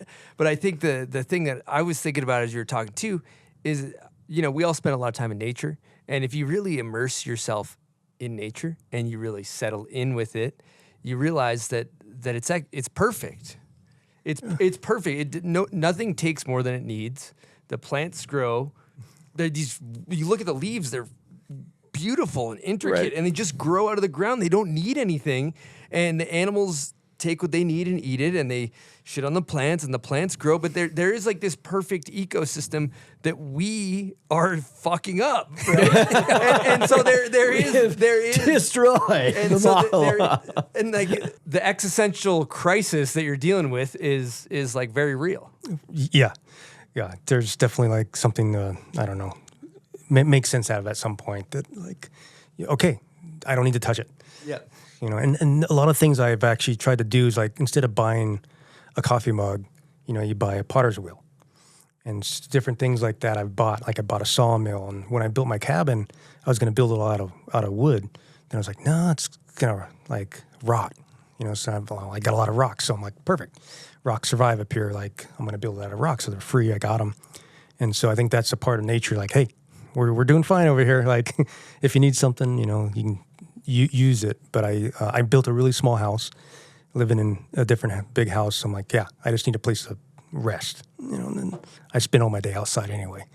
Can I ask a question with the gold ratio build? I get it. The spiral in a way, like in trigonometry, it creates this really cool shell looking spiral. What's like an example of that? That you could, you know, say I walk into the house and you'd be like, oh yeah, see like this, that, and the other thing. That's where I implemented gold ratio. Like, what is it? What would that look like? A few examples of it. Well, I mean, like you walk in a room and there's like feng shui is based on that also. Like you just kind of like before the tape measure, you know, you had your intuition, and if you followed that, that is the golden ratio. And so, because you're built on some sort of structure, otherwise, you know, you wouldn't have a structure. And so, things have a certain shape that when you walk into like a TV screen, you know, it's like there's a certain shape to it. You know, so there's when you make a piece of art, like there's something. If you look back and just something's a little off. Like when I rode for Arbor, we did this a lot. You know, like place the whatever it was, the graphic, like a third down. You know, don't put it center. They always had these logos like at the top of the nose. And like that's in marketing. It's in marketing a lot actually. And so those kind of things is what, when you just walk up to something, you might grab one that's based on the golden ratio, even though you're not conscious of it. But if you have some sort of relation to it, because you have some sort of structure of the same math, you're going to grab that. So that's like walking in a room, like the ceiling should be a certain height for how wide the room is. I see. And sound is the same. Like if you speak, it's going to bounce off that wall and go into here. And like Bose speakers is built, you know, the same way. You know, like these things are just that naturally happens, and not everybody's conscious of it. Yeah. And that's the beautiful thing about being creative. You can find your own, and that's what I did with my cabin. I learned just enough, and then I started measuring my own body for my golden ratio. And then that's kind of what the cabin kind of became like. This is me. Yeah, that's cool. I thought an interesting thing was how you positioned the door to where the wind drift blew over it to where you didn't have to shovel the door as much. Yeah, like stuff like that. When you listen, this is also what I'm trying to teach my kids. Like, you know, just step back and listen. You know, give it a little bit of space. And those are the things I've realized. Like, this is huge. There's an incredible amount of power, the sun and the wind. If I can work with it in a way, and I didn't have it all figured out. I just kind of like did it and hoped it would work out, and it did. And then the south facing, and then since it soaks up the sun, the rocks heat the house, so you don't need to build a fire because the rocks are radiating heat. Yep. Yeah, and then the sunset, there's one last window that the other rocks on the other side kind of heat up, and things are working out. That's so cool. That's cool. Now, that's an interesting thing because I think a lot of people dream of building a cabin off the grid, but in reality, there's a lot of hardships, right? There's a ton of hardship. Yeah, I've had a lot of miserable days being cold, mixing cement and with ice, and but you gotta really love it. You know, it's again though, like I've had a lot of friends come and like help out because in the beginning I actually hired some people, some big old football players, like, okay, go gather rocks. And they last about 4 hours, and they're like, we're done. You know, I had a couple camp outs, and people would go gather rocks all day and never wanted a cent. So it's like I've learned, like, the heart is an incredible amount of energy if it's, you know, talking to that. So, yeah, I built it out of rocks, and took me about 7 years to build a 300 square foot cabin. It's like Nils' motor rebuild. Pretty Yeah, that's kind of actually secretly I bought the car back and I'm still chipping away. But it probably cost me overall about 20 grand. And so, you know, it's cheaper than a car these days. Yeah, seriously. That's incredible. Wow. Yeah, I like that. And in your documentary, you said life isn't supposed to be easy. You learn a lot from your hardships. I mean, you kind of talked on it a bit earlier, but do you have anything else to add to that? I think, well, it's a hard thing for people to remember, you know, so it's whatever way people can remember that your reward, if it's too hard, to not call it quits because of that. It's like hiking a mountain, you know, it's like you keep hiking and maybe you'll get socked in and start raining. You never know. It's like, just keep going, you know, it's going to get better and better, hopefully. If not, you know, get up and do it again. Yeah. Are you familiar with the like type 1, type 2, and type 3 fun? Type 1 fun, type 2 fun, type 3 fun. No. I think you'd probably dig this. It's like type 1 fun would be your amusement park ride. It's like immediate fun feedback. Okay. Type 2 fun would be, oh my God, I was just hiking all day. I completely suffered nonstop, but I got a really sick run at the end of the day. So by the time I got home, when I think about it, it's really fun.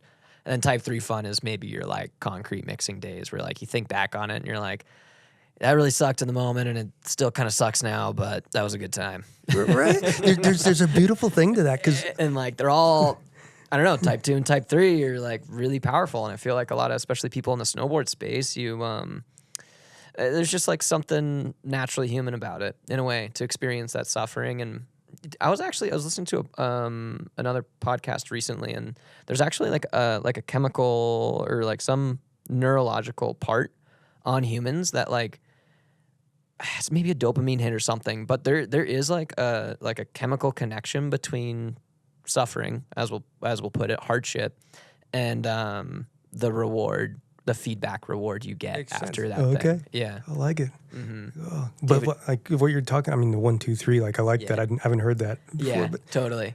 every time, though, I'm sure you've always experienced, like when someone talks about a story, you know, they always bring up the trip that they broke down, like everything didn't go perfect.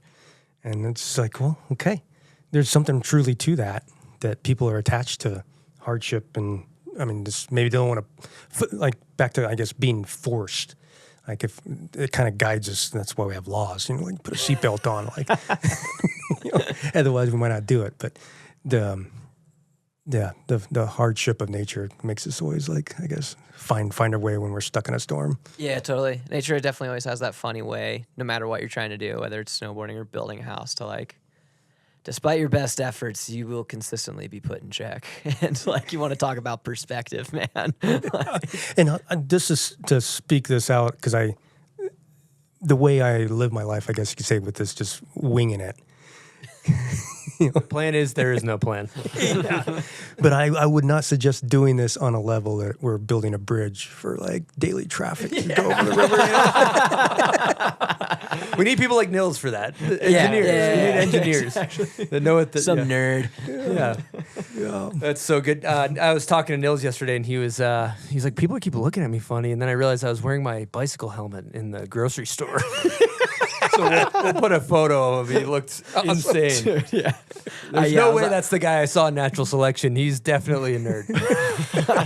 I was talking to Chris, I was wearing my micro puff. I just parked my bike to get groceries. We're talking about doing this today, and I was just like, I did a full lap through the grocery store and realized I was like, dude, I thought people were looking at me because I was on the phone, and I just realized I've had my bike helmet on. Like 5 p.m. place is packed. Awesome. That's the guy you want building the bridge. You know? Yeah, that's the guy you're like, he can probably crunch the That guy, numbers. that guy, he's a nerd. He's a nerd. He's definitely not the guy from the Natural Selection. But But yeah, I mean, just to kind of before we move on or from the subject, I think it's really interesting too, thinking about hardships and all this type of stuff too, because it's like, when are you the happiest, right? Like if you're consciously taking a gauge on how you feel, we're in a world of convenience, which, don't get me wrong, I'll DoorDash some popcorn to my house and pile out. I love it. But like, when do I feel the best? You know, it's like when you do the hard thing, you go hike the mountain, you hand mix concrete from a riverbed, and then, we're in the age of like, I can sit there, I can stare at my TV, I can DoorDash my food, I can get fat, I can like not move, but then like, how do you really feel? Right. It's a tricky part, because I think the human has some weird intuition that we want to like make life easy. We want it, and I think maybe that's a false idea.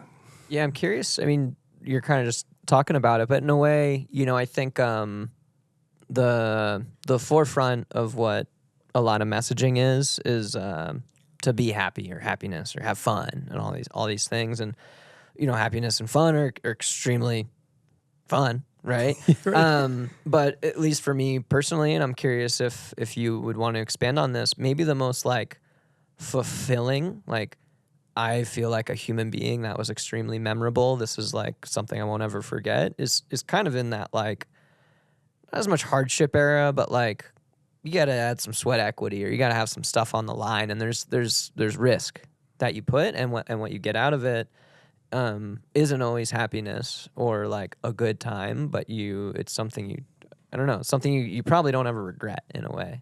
Yeah, I maybe there's a part of like, when you're under the level of hardship, you're using everything that you're built out of, like your heart's working, your organs, your body, your mind. I think maybe like the idea of like convenience and just sitting there, you know, the mind might be taking over too much. It might have too much space. Because I think as humans, like 2,000 years ago, we had all hardship was every day just to survive. You know, we didn't have a lot of time to think, and then now we have all this time to think. Like, okay, what are we doing with it? You know? Should the rocks go on the north side or the south side? How big of a boulder do I want to lift today? But people are confused more now than ever. It feels like 100%. Yeah. Everybody's searching, trying to figure it out, and it's you know, it's a fun journey, and we're all trying to figure it out. So it's great. And you seem like, as a person, in the grand scheme of things, Mike, I'm looking to you. I'm like, Mike's got to figure it out. I want to learn something here today. Thanks. I don't have it all figured out. Again, I'm just winging it. I love that. That's exactly what a guy who's got it figured out would say. Now let's. I want to go back a couple of these selfie photos. I made some notes about. There's a photo of you jumping the Mount Baker Road Gap at night with van lights, and you took the photo yourself. Well, I would like to hear why you're such a lunatic and you did that. That was another shot, kind of like the helicopter drop. My understanding of photography, like when I got into photography, I didn't know what a light meter was. I didn't know how the exposure, the aperture, all that works. So as I got, the road gap was 4 or 5 years later after I started taking self-portraits. Being there, I've done it once before that. And again, my mind's kind of started to shift in a way, like this would be pretty rad to do it at night. And like on my Pocket Wizard, there's different channels. And so I'm like, oh, I can do channel 1, fire the camera. And then channel 2, I can fire the flash. And so I've never done that before on this way. And so what I was trying to figure out is like, how do I, of course, do this myself, but I wasn't going to do it by myself in the dark, so I needed to find someone to be with me in case something went down. And so I duct tape a flash to my leg that had a radio slave on it. So Nice. and then Naturally. I had another flash on the ground. And that was on the radio slave. And the exposure is actually about a 3-minute exposure. So the shutter's wide open, and I had to be in the air where there's a black background, so nothing was going to be exposed. So I show up. And that's kind of how photography works. Like if you leave it open, if there's no light, you have all the time in the world to put something there. And so I fired the photo. I had a flashlight for the runway. And I did it I think it was like 2, 3 in the morning. I had a friend, Josh Thompson, come with me. It took a couple days to get him to show up at that hour, but we set everything up, and I had probably about 20 minutes for the batteries to work on the flash to see the runway, because it's not a straight runway. No, you got to go through trees. Yeah, so it's a bit tricky. And at night, you know, it's definitely like scary. And so I had this all set up, you know, like, okay, go and I fire the camera, switch channels to the slide, and I hit the kicker. And of course, I kind of thought about this, but I didn't think about going blinded from the flash. And so everything fired kind of in the middle. Again, when you grab your board, you fire, you know, the remote pretty easily. And I remember landing and cartwheeling, but you know, it's kind of like you're doing it with your eyes closed, like because the flash is in the middle of the night. Of course, you can't see for a couple of minutes. You had no light on the landing aside from your flashlight. Yeah, and this was all done on slides, so I'm back to like I have no idea what we just did. You know, I did it twice. And then the batteries went dead on the flashlight. So I'm like, I'm not trying to do this, you know, in the Full more dark, yeah. Yeah. And that was, one of those shots I'm proud of, and was back to one of those, I don't know, experiences that I remember quite a bit. And, you know, those are the things I hold on to.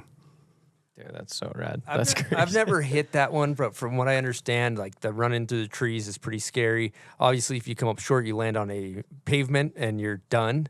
And so, like, to me, if I was just snowboarding, hitting it on my snowboard, I would be shitting myself. Never mind, like, all right, I hit the timer, I got however many minutes, and then I got to hit the pocket wizard in the air, and I still got to go off this jump. Like, right before you go, what the hell's going through your head? I mean, this is similar to competition. Like you have a certain amount of thoughts, and then you just got to go. And we've all been there where we have these little voices in our head, don't do it, don't do it, don't do it. You know, you drop in. And then these are the moments, you know, I'm like, okay, this is on the edge of silly and not so smart. But there's something in me that, you know, like, no, I'm feeling enough. I believe in myself. I can do this. And there's something to explore within this whole process, and that kind of kept me going a lot with different things. And I think as self-portraits became a normal thing, I kind of stepped back, because I was like, okay, I got something where I wanted to go with it, and I'm proud of what I've done, and I have something to hold, you know, for that. And recently, I've actually kind of given it a birth to my whole photography world. And this has been something I've been working on for about a year. That's been kind of fun. But having kids, not looking at photos, I want to introduce them to lithographs, block printing, because I did this actually as a kid when I was homeschooling. And so I've started a project that I brought 3 prints that I've been working on, my 3 favorite prints of my whole career. And the whole process of this was I went out and found some wood to carve my self-portraits into wood, and my paper that I use. I learned how to make paper of big 24 by 36 prints, and the ink is from my shop where all my stuff I've always built burned about 4 years ago, and I kept one thing from it. That, the charcoal is still there, so the ink of this whole process is made from that. And From the charcoal. From the charcoal, yeah. Wow. So it's a little bit of like, I've gone through a lot in the last 4 or 5 years with my shop fire, and just learning a little bit, everything I've worked towards a little bit that has a lot to do with the physical world, you could say. You know, like building is definitely the physical world. A lot of it was just stripped away from me through this whole fire. I lost all my snowboard archive stuff, and just it's kind of a forced cleanse, what it kind of felt like. And so this self-portrait lithograph project that I'm up to was kind of a process of what I've learned in that exercise of loss, and realizing, you know, nothing's forever. You know, so I'm like really trying hard to like enjoy the moment. And so I wanted to try to create that. And that's what these became, is a type of photograph that's not going to always be here. Wow. And we have these things here in studio, and they are unbelievable. Nils, you want to grab that? grab Yeah. those, put them on set so people can see them. I mean, these things are Incredible. So the dark part of the photo is the charcoal from your burned down. That's the black ink. Yeah, the black ink. Grinded up from the charcoal. 24 by 36. This is the rainbow rail photo, which we haven't talked about, which is iconic. Wow. And then I don't even know what paper is made out of. Like, what is it? It's a mix. This one here is of pulp, like cotton pulp, a little bit of wood, and there's some cardboard, recycled cardboard that I've. You can see that in there. Oh. And you just smash it all down together? Like, how? I didn't even understand how. The paper making was actually the longest process of this. I've never done it on this scale. And so, it's squeezed really tight is to get the water out. Made a lot like a snowboard, just a press. Okay. And get as much of the water out as you can and try to dry it flat. That was the hardest part, to get it to stay flat. Oh, my God. Wow. These are unreal. These are unreal. Yeah, Mike, these are really, really special, especially seeing all the like grains of, how they're handmade. And, we talked before you came on the show, you wanted to do something special. I'd love to hear you explain. Yeah, I thought, this is something in my career that I'm pretty proud of. And I thought, what if we raffle one off for boarding for breast cancer? And so I thought, since I won the Bomb Hole Award for the Heli Drop, why don't we raffle that one off?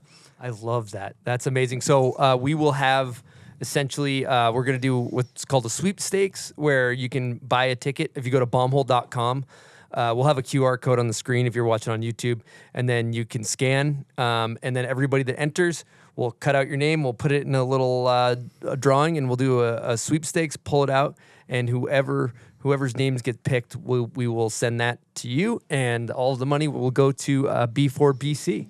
Awesome. Which your sister's a part of as well, right? Yes. Which is really cool. Wow, man. Yeah. That's So special. there's 13 of each one. That's all I made.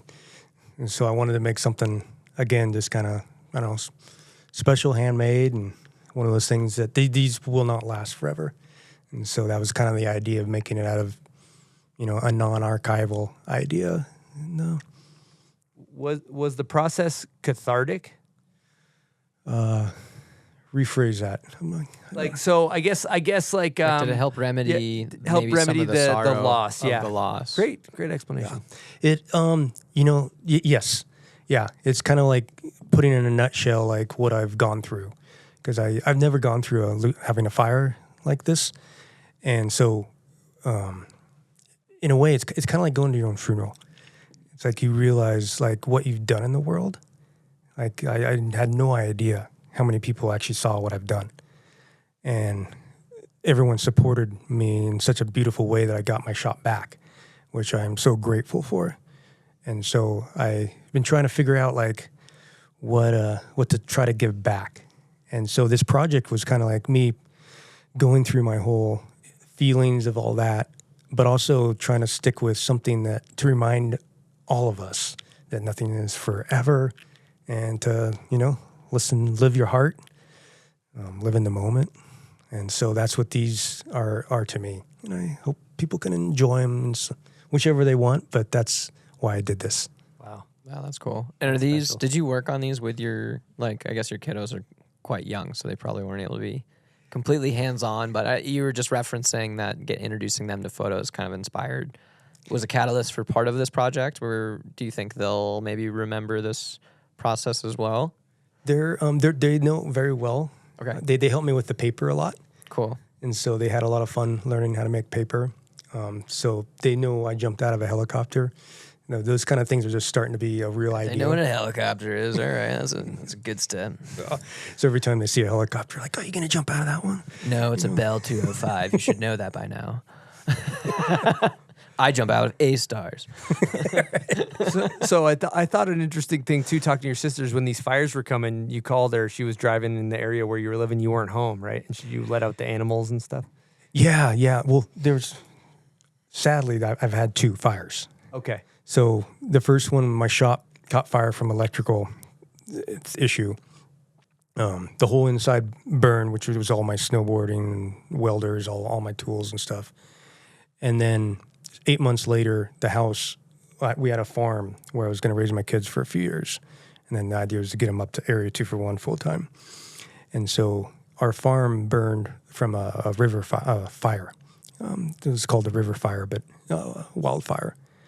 And my sister was actually just driving by. I was up the hill, up at Area 2 for 1, which is about a 40-minute drive. So I couldn't make it, and I was like, yeah, go down there and just check it out. And so she was there, and I'm on the phone with her, and still it wasn't a real idea that it could burn.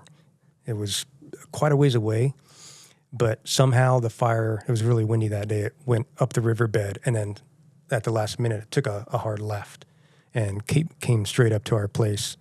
And my sister was there probably about 20 minutes probably before it burned, and grabbed my hard drives, just a couple other things. But again, I wasn't like, nah, grab everything. I was just kind of like, yeah, just grab this and that.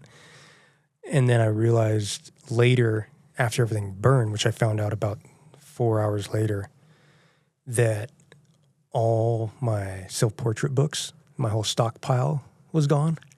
Like a lot of my slides of my photos were gone. And so over time, with 2 fires, you kind of turn around and reach for something that you think is there, and you realize, oh yeah, that's gone too. Like it took a lot of time to have everything become a realization that this is really what happened. Because in the beginning, with the first fire, for at least my experience, like what got me through the first 12 months was full adrenaline. Like you're just like going. And there's a lot to do when you have a family, and just to reestablish where you're going to live.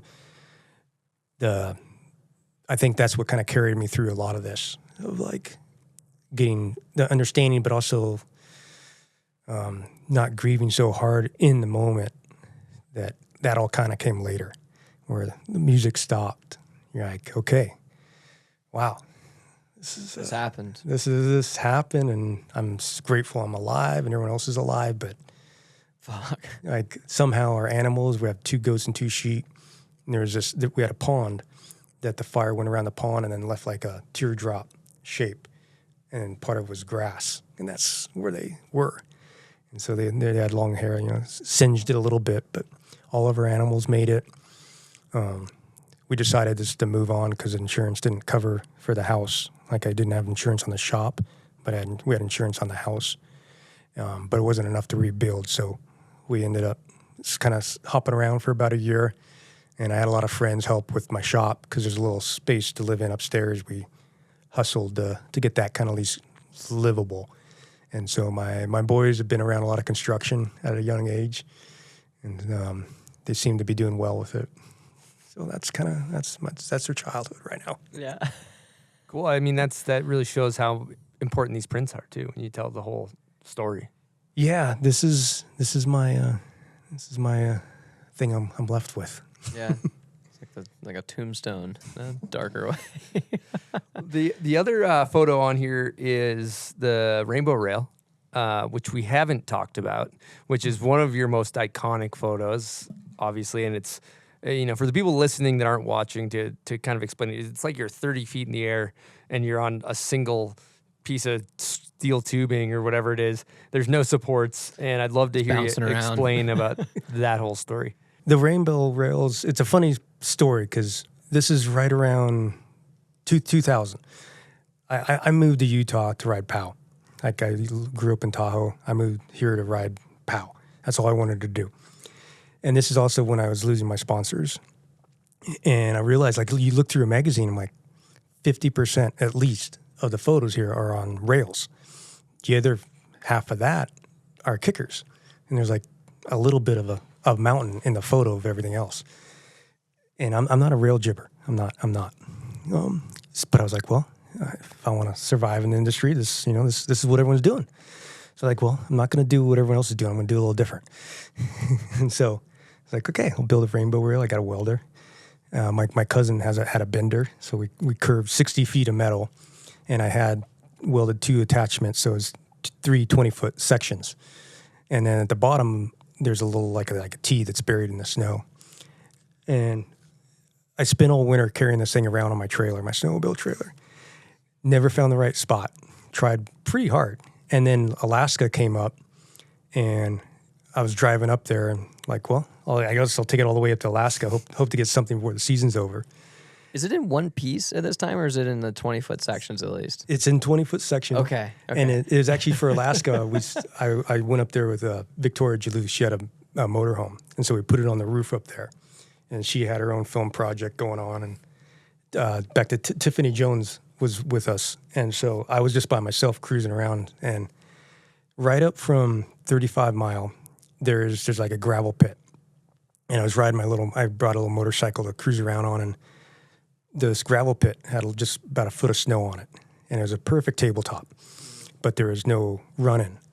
So I was like, well, I'll set it up here, and get someone to tow. We had a snowmobile, so Tiffany Jones, when everybody else went helling, I'm like, hey, you want to pull me on a snowmobile? So it was me and her just setting up, and I set up my camera, which was kind of like, in 60, it doesn't look like 60 feet of metal when you look at the way I framed it, which gave it a little bit of more of a, I guess, artistic perspective a little bit, which was kind of what I was going for. And I guess when it was all done, I hit it a few times. We got it down, but when you go off a kicker, you have this trajectory. So I did the best to make the rail that same trajectory because it flexed a lot. And I got close a couple times, hitting myself in the face. And Tiffany Jones was a filmer at the time. She had a 16 millimeter, so she didn't do that. And she just towing me in. I was shooting self-portraits. And then we pulled somebody over on the highway, like, hey, you want to pull me on a snowmobile? What? So, Oh my God. Hold on. You're just flagging down a car. because this is right off the road. And she's like, then she can shoot 16. And the person pulled me a little differently, and I ended up coming off the rail a couple times too early, and I actually injured my back and ended up at the hospital. And that was kind of like, again, like no idea what I got. And it ended up being a pretty fun project. It was a long project. I mean, it's one of the games that took a long time to make it work. I have 2 20-foot sections still left. Do you remember the guy's name that you just flagged down off the road? Was he driving? I got like a big milk and cheese eating boy. Let's get out of like a That's old Alaska, though. Dodge. Yeah, it's like Things an work. Alaskan. Yeah, they're like, oh, I know how to drive a snow machine. Sure. Oh, is this the new Polaris? Right. Yeah.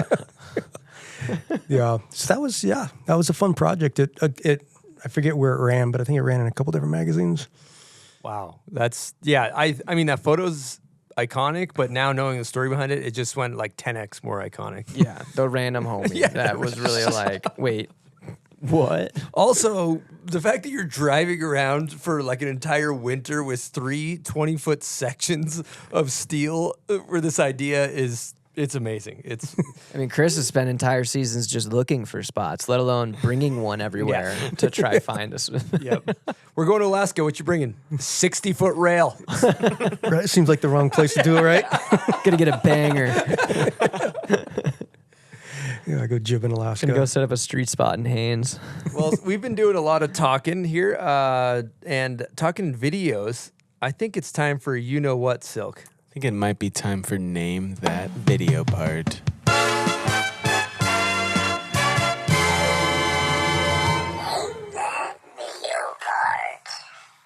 All right. So, Mike, what we do for Name That Video part is we pull out razor blade, a little segment of iconic video part out, and we see if you can call out what video it's in. Where are you at with snowboard video historian knowledge? What decade? I'm going to say somewhere between 95 and 2010. I'll keep it broad so I don't hone in too much. I might, maybe. Okay. It's better than any other decade. Okay. All right, let's see how you do.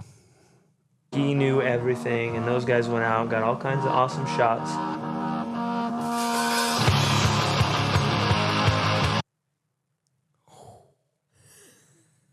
Ooh, no.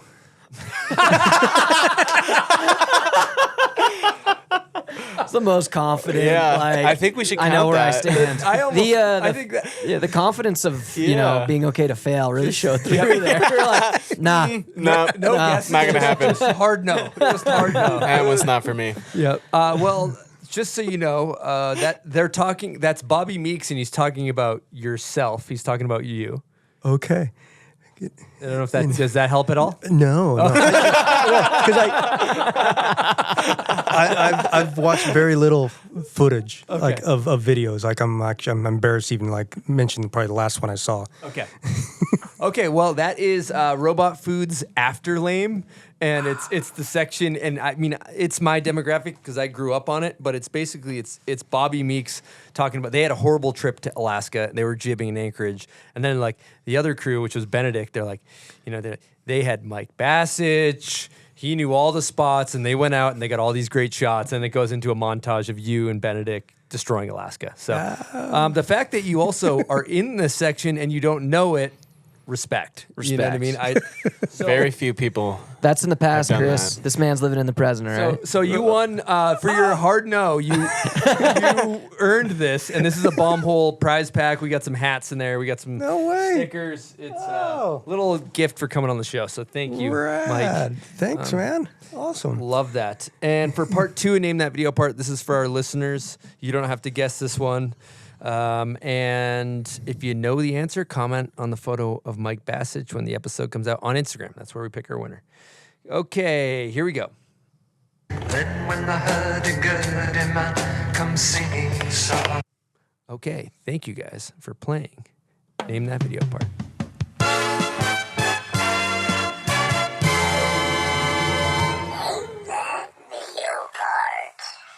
All right, that was a great name that video part. One of my favorites. I like the hard no answer. Not even throwing a dart at a wall. Just nope, not happening. The I like confidence with failure. Yep. Respect that. Was that after Lame? That was after Lame, yeah. It was. Yep. Mm-hmm. And but I wanted to move on. You know what? We have a guest question from your sister. Here we go. I've been digging through my archives and came across a picture of you on your 21st birthday. Maybe you can tell everybody why that picture is so epic. I think he's talking about where half my head is shaved and my right eyebrow is missing. That's, yeah. Well, I think that was one of my, not my first trips to Europe, but definitely we took a huge adventure. This is in the camper days, which nothing was organized. So like you're getting on a plane, going to Europe. You can do a summer camp. And this was I think it was in the fall. My birthday's in October, so we're going to France. We land in Sweden. Guy picks us up, takes us to a double-decker bus full of 50 kids. Like, okay, we're going to France, right? He's like, yep, we'll be there in 36 hours. Like, oh. So we took the bus, and I didn't know this at the time, but like Sweden's really expensive to buy alcohol. And so as soon as we cross over and get into Amsterdam, every single kid bought so much alcohol. And by the time we got to France, you know, everybody was, I don't know, jet-lagged, styled out. And it was my birthday, so we went to this big dinner. And somehow I wake up, Andy Hetzel was dating my sister at the time, and I wake up with a right eyebrow missing in the front of my head shaved. Looked like I had some disease. But that was my introduction to France. So Legendary. I still owe Andy a haircut for that one. Yeah, sounds like it was just a good night of party. Right? Yeah. Proper night. Normal day. Yeah. Now, your sister also was telling me that you lived with Adam from the Beastie Boys. Is that true? Yeah, this was right when we moved to Utah. Me and my sister lived here for a year, and then I moved here after high school, and we met Adam through snowboarding. And he's like, "I need a place to live," and I just rented a place in Little Cottonwood area, and he's like, "I'll rent a room." You know, it's funny because the whole process of that whole getting to know MCA, I knew him as a snowboarder, and like being a kid off the radar. Like homeschooling, I didn't know music. I didn't know a lot of stuff that was going on in the world. So after probably 2 or 3 years, I lived with him for 2 years. And then he moved into my sister's new place. And then we went and saw him perform. And then everything, like, I got a clear understanding of actually who he was after that, which was, I was like, oh, you're the one who wrote that song. You know, like, you're that band. So it was amazing just to have that relationship with him because we love snowboarding, and that's what we did. you know. And once in a while, something would arrive in the mail, something for his cello or bass. And it's like, well, what's that for? He's like, it's a song I'm working on. And, you know, I'm like, okay, you know. He's like, yeah, I'm going on tour. And like, where's your luggage? It's all going to be there. Don't worry. You know. So, I'm a legit rock star. That's insane. It seems like a good convergence in time when you think about that time capsule. Snowboarding is a new and exciting, you know, Beastie Boys, the like hip hop culture. It seemed like there was like a great convergence of energy of like music and culture. it was a huge time for snowboarding. Yeah, it was I think probably when I look back, I think that's the funnest time I've had in snowboarding was just everybody was, I don't know, doing fun stuff. There's a lot of money floating around the industry, so people were just putting on events and inviting whoever wanted to show up. You know, and so I remember meeting like Radiohead at dinner, and Perry Farrell played at a couple events, and teaming up meeting Dave Grohl, and just the whole circle of music. Got to meet Method Man a couple times. And, yeah, it was super, super fun. Rad. No way, that's sick. I've also been briefed. I don't remember who told me this, but there's like I remember this might have been on Tina's episode, but there, like the Beastie Boys just impromptu showed up and played at a house party. Were you there for that? Yeah, actually, I made T-shirts for that little tour. Okay. Yeah, because they went under the man named Quasar, and I think they just wanted to be a punk band again. Okay, so they did it like they were the Beastie Boys, but they didn't want people to know that the Beastie Boys were playing. Is that what you're saying? Yeah. No way. Okay. Yeah, it was a whole tour. Like I think they got to a level of how big they were. They're just like, they want to go back in time, and so they told whoever their producer manager to book a tour, and they started in I think San Francisco, and we were in Sacramento, so they played at a skate park in Sacramento, and that night they were like, we're not playing tomorrow night. Like, can you find a house, like somewhere to play? So Tina, I think, called Palmer. It's like, you know anybody? And like, I'll call you back in 10 minutes. And I was just learning how to silk screen. And so I made a bunch of T-shirts, Quasar, orange shirts. And I remember we drove up there. We picked them up in Sacramento, or met them in Sacramento in their van, and drove up to Tahoe. And I don't think even the person who had the house knew what was going to happen. But they were just like, we need a drum set and a couple speakers. And they showed up. And there was probably 150 people in this pretty small house. And it was super fun to jam. And later that night, and the house got pretty thrashed. You don't say. I was behind the drum set. I got video footage of that night, and it was funny because like the cleverness of the Beastie Boys of what they were doing. We went to the casinos that night because they were going to play at Boarding from Breast Cancer the next day at Kirkwood. So they stayed at the hotel somewhere in South Lake, and we went and gambled for a minute, and even the dealer was talking about that the Beastie Boys are supposedly going to play tomorrow. You know, and so they did an amazing job, I think, at living up what they wanted to do. And I think everybody remembers those times really well. But, yeah, I mean, of course, MCA's truly missed, you know. Mm-hmm. Rest in peace. Mm-hmm. Yeah. Soundtrack of a straight up generation, I feel like. Now, going back to silk screening, that would be cool to, you know, we skipped over your clothing brand, but that was DIY too, right? You just silk screened everything yourself, made your own merch. Yeah, I did. That was another, like, right out of high school. I just started getting paid to have sponsors, and I was like, oh, why not promote my own T-shirt wear? I didn't want to make outerwear, but I was drawing these different drawings, and yeah, got a little silk screening kit. And it was funny because I think it was the second time I went to Japan. I just had a hat that I bought like 20 of them at a garage sale and silk screened on them. And I had one, I got second or third in the half pipe at I forget the contest, but it was somewhere in Japan. And I get a phone call like 2 weeks later from our Kemper distribution. It's like, hey, I want 500 hats and I want 200 T-shirts. And I've never even thought about making that many of that. So I was like, okay, I know what I'm doing all summer. And I ended up making a 4-color press out of door hinges and bungee cords, and made a couple of designs. Sounds legit. And that was in 91. And so after that, it just kind of took off on a level where I did it for 4 years or 3 years on my own. I made T-shirts, and I did 1 year making outerwear. I hired a factory in San Francisco. I turned down one of my biggest contracts I've ever signed, or was going to sign for clothing. It's like, no, I'm going to do my own thing. And they're a little shocked. But I met these people that were distributing that clothing in Japan. I liked them a lot in our meeting. And I was like, hey, this is what I'm doing. If you want to be a part of it, I'd be stoked to work with you. And from there on, they took the outerwear part, and I've been working with them for 30 years now. Wow. No way. So This is 2 for 1? Yeah, 2 for 1. We make full Gore-Tex outerwear, and kind of like back to why I did Area 2 for 1 also, or at least try to integrate a lifestyle of marketing.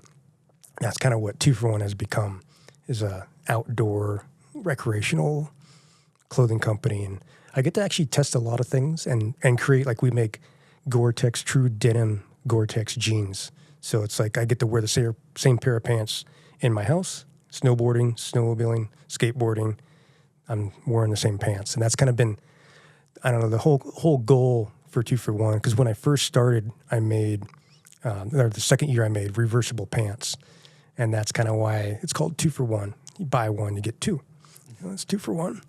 And I wanted a number international logo. So the translation was pretty easy. I like that. You don't got to travel with 2 pairs of pants. Or if your pants get dirty, you Yeah. don't got to wash You them. don't gotta wash them. You flip them inside out. You got a new Put- pair of yeah, pants. the new pair dirt of pants. inside. Right. Yeah. Yep. Keep the dirt inside.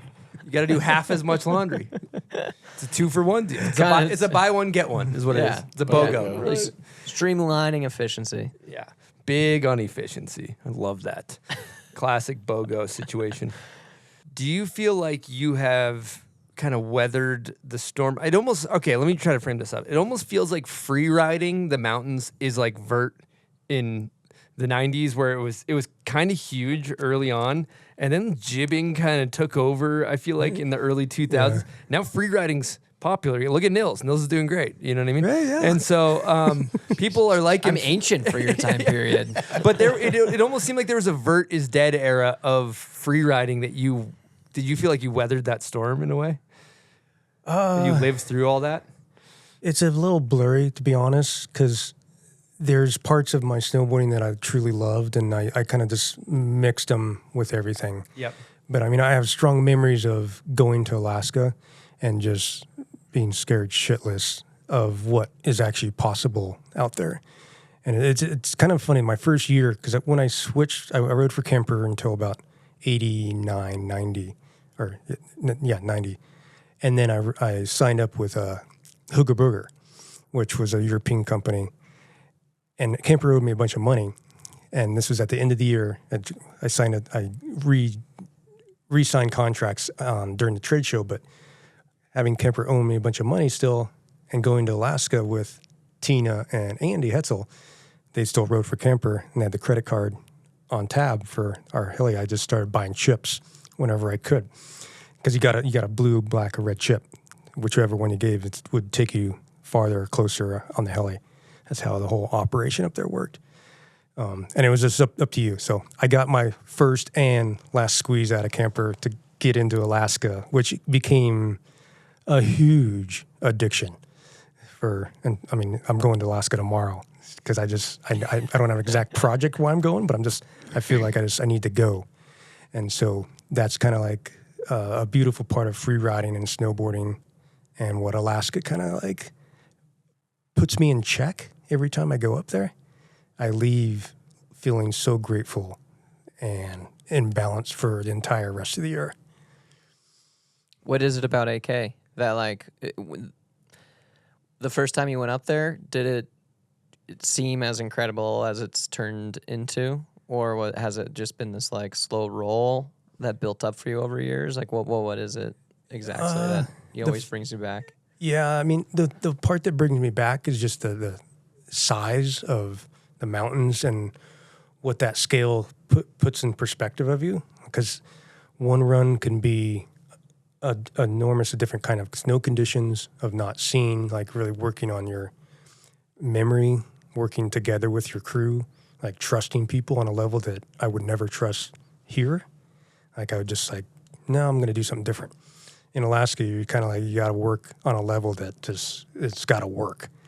And in the early days, it kind of, I don't think our consciousness was really there because you didn't have a guide, you didn't have a radio, you just got dropped off and like, I'll pick you up in an hour. You know, that was kind of how it worked. And so we didn't really know that was really dumb. Yeah, I mean, and I wanted to go down a bit of this rabbit hole in a way as well. Like, for me, I'm part of, you know, pro snowboarding, newer generation, right? And what I've been able to build off of is a lot of stuff that, like, your generation had to figure out. And, you know, where my mind goes is that free riding, AK riding, backcountry riding is sketchy. And there's things that I was taught and that I teach people who are new to it that there's just do's and don'ts. But, like, if I'm not mistaken, your generation was probably the one figuring out those mistakes. Like, maybe we should, like, check the snowpack next time. Right. Yeah, but a lot of us, I mean, even back home, we didn't do that. Totally. You know, yeah, and, like, well, I don't know if you just want to, like, maybe expand on. God, there's probably just so many lessons that you had to learn up in AK and, you know, in the mountains that. Yeah, I mean, that have been streamlined for people like me now. I view Alaska in two different ways, kind of, that I have taken it on. One is going up there and you get in the heli, the stress level is high, a lot of money's flying out the window, you know, seconds matter a lot. And that part has been enjoyable. That's always kind of been there at the same, always, just a little bit like tense, high frequency that you got to deal with. And to do that under your riding ability and function, like have your muscles fire, is like a really hard practice. I've been in positions where some people just freeze up and need to get picked up. You know, it's not a joke. So it's when I've gone up there the first time, you know, I had some of that, but again, we didn't really like view it so much as like, if this weather comes in, we're stuck here. Like that, you're just like, oh yeah, the helicopter's going to come and get us, right? Always. He knows where we are. But no, that wasn't happening. And then probably about 6, 7 years later, Victoria Julius called me. He's like, hey, I'm going to go to Alaska. I'm bringing my snowmobile. Like, I know you got a snowmobile. Do you want to go? And I was filming a project in Whistler at the time. So I'm like, I was just finishing up. I'm like, well, I go right, go home, or go left, go to Alaska. So I was like, I drove up there with the idea of not helling and just going snowmobiling. I've never seen anybody up there snowmobiling before, but Victoria had a connection with Jesse Toll. He was a local in Valdez, and he had a snowmobile. He's been checking some spots out. And we spent pretty much the whole trip just figuring out routes, how to get somewhere. And we got to ride and stuff, but it brought me back kind of like to the beginning of when I first went to Alaska. Like, nobody's going to come and save us. Like, we're just working this out ourselves. And again, that kind of throws you in a position, I think, to exercise, I don't know, just your thoughts, your values, go home, like, being so grateful just to be alive. You know, even though you don't want to put yourself in super danger, but it's an addicting thing that can really change your life, and it definitely has for me. And I prefer the snowmobile like route up there. It's a lot of work, but the way you can flow with things is you can make decisions slower. You can take your time. You could observe the mountain a little better. You can get on pretty good stuff. I mean, there's spots you can sled to the top of the books, and there's different routes you can go in certain conditions. But yeah, I'm going this trip though, but up to getting the heli this time. Nice. There you go. Yeah. I think this is a guest question about Alaska, but I don't really know. It's from David Benedict. And here we go. Hey, Mikey. This is David Benedict. I hope you're well. Can't wait to listen to your bomb hole. I've got a question for you. I was wondering whether you can recommend buying outdoor gear at Walmart, especially tents. Maybe you can elaborate a little bit on that. Yeah. And do you ever make it back to Arctic Man in Fairbanks? Hope you're well, buddy. Can't wait to listen to this. Miss you. Bye. Oh, that brings up a lot of memories, that question. Yeah. there's certain parts of my career I do still wing it. David and a crew of us went up to Alaska. This is probably our third time going up there together with the idea of snow camping. And I like preparing, but I can't always afford all the great stuff. So I bought a tent. It said season, but I missed the 3, I think, on the season part. Common mistake. Yeah. So David, yeah, I don't have that tent anymore. Unfortunately, it burned in my fire, so it's forever gone. So what was the experience like in this tent? We actually only got to stay in it, I think it was 2 nights. And then we came back at the end of the day and my tent was gone. I forgot to put the stakes in the ground. Nice one. Real budget saver there. It turned into a great trip after that. You know, it's again kind of like some funny things unexpectedly happened that we ended up. Me and Jake Price ended up building a snow cave, and we stayed in that for a while with my dog. Nice. Yeah. Summit. Yeah. Yeah. And you brought your. That's what David was saying. You brought your dog with you to Alaska. Yeah, that was. She was only like 4 or 5 months old. Like definitely a training trip. Which she ate all her hamburgers, like ate a bunch of stuff. Like, she knew the mission. Messed with the crew. It was pretty frustrating. My snowmobile ended up blowing up the motor. Like a lot of stuff happened on that trip. Oh man. And then what was the Fairbanks question or something he was asking about? We went to the Man. Arctic Man. Arctic Man. Arctic Man. Okay. Yeah, and that was it was funny because I've never been up there. I heard about it. It's kind of like a race. You get towed behind a snowmobile and you go as fast as you want. It's somewhat of a course set out, but snowmobile and the person being towed can be up in midair at the same time, like you're going that fast. And we practiced. We wove these bungee cords together to get a little tension give on the pull cord. But once we got there, we realized we're in the middle of like Heckville. Like there was tanks driving around, people were burning couches. We're kind of like, okay. Sounds like you're kind of seeing, man. This is good. And the way it works is everyone puts in $1,000 to enter, and whatever the amount of money is, the first place gets it. And so we went in and we practiced the first day, and then I think it got gray or something like made us turn away. Like, I don't think we're gonna finish it because we had a whole like film project that we were working towards. We didn't want to both blow our knees on a trip like that. And it's like you start. I've watched videos of this. You like start at the top. You race through like GS gates, and then you get to the bottom. And while you're still going at the bottom, there's like a track that you get towed on by a sled, right? To get towed back to the top or something. That I don't remember that. Oh, okay. This one was just a tow. When we were, it was just towed. There was a gate or two in the whole course. It was more like you go up that mountain and come back down. Okay, yeah. Because this was when was After Lame? This was like a year or two. 05-ish. I could be wrong. I don't know. After Lame's maybe later, maybe 08. Yeah. So this was like 09 or like 2010 somewhere. I think it's changed a little. Maybe it changed a little bit. Yeah. Yeah, and then watching those videos with 91 Words for Snow with David, and then you're in After Lame, they talk about how much and even David hanging out with them, he's talking about how much like you were a savior to those guys, especially on the drive to Alaska, like that commute. Is how long was it? 60 hours or something, or what's the? It's a good it's 72 hours pretty much to Valdez from Tahoe, and it's funny because the first one, which I think it was After Lame, was when I linked up with them. I was pulling out of my driveway, and it was one of those trips I didn't have anything planned. I didn't know who I was going to go with, but I just knew I had to go to Alaska. And I called my old roommate, which was Jess Gibson. He was the main filmer for the whole robot crew. And he's like, well, I'll ask the crew if you can tag along. And I was like, where's everybody going? How are they getting there? And they're like, well, David and Christopher, I think they're leaving from Portland. Like, you can link up with them. So I'm like, okay, I'll start driving. And I think about an hour later, Jess is like, yeah, they're stoked if you come along and help us figure out what we're doing.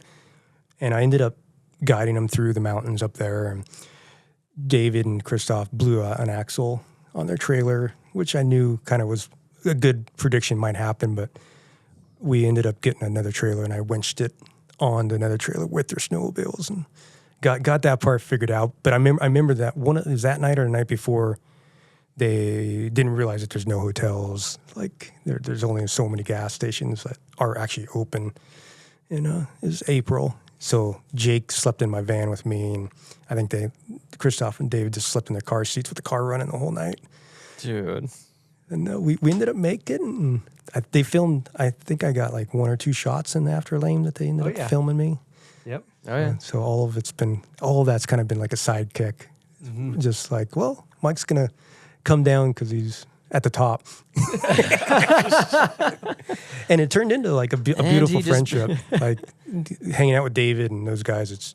I think they were really inspired by the road trip that they wanted to film it. So 91 Words for Snow kind of got put together that way, and that was the longest trip I've ever done in a car, because filming something takes 10 times longer. So it took us a long time to get up there.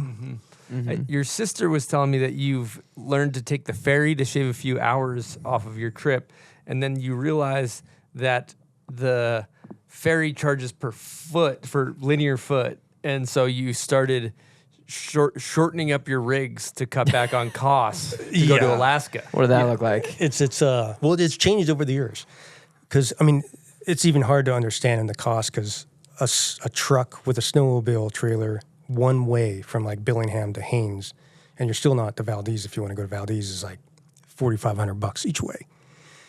So it's a lot of cost. You're like looking at almost like 8-10 grand to just get there with 2 snowmobiles.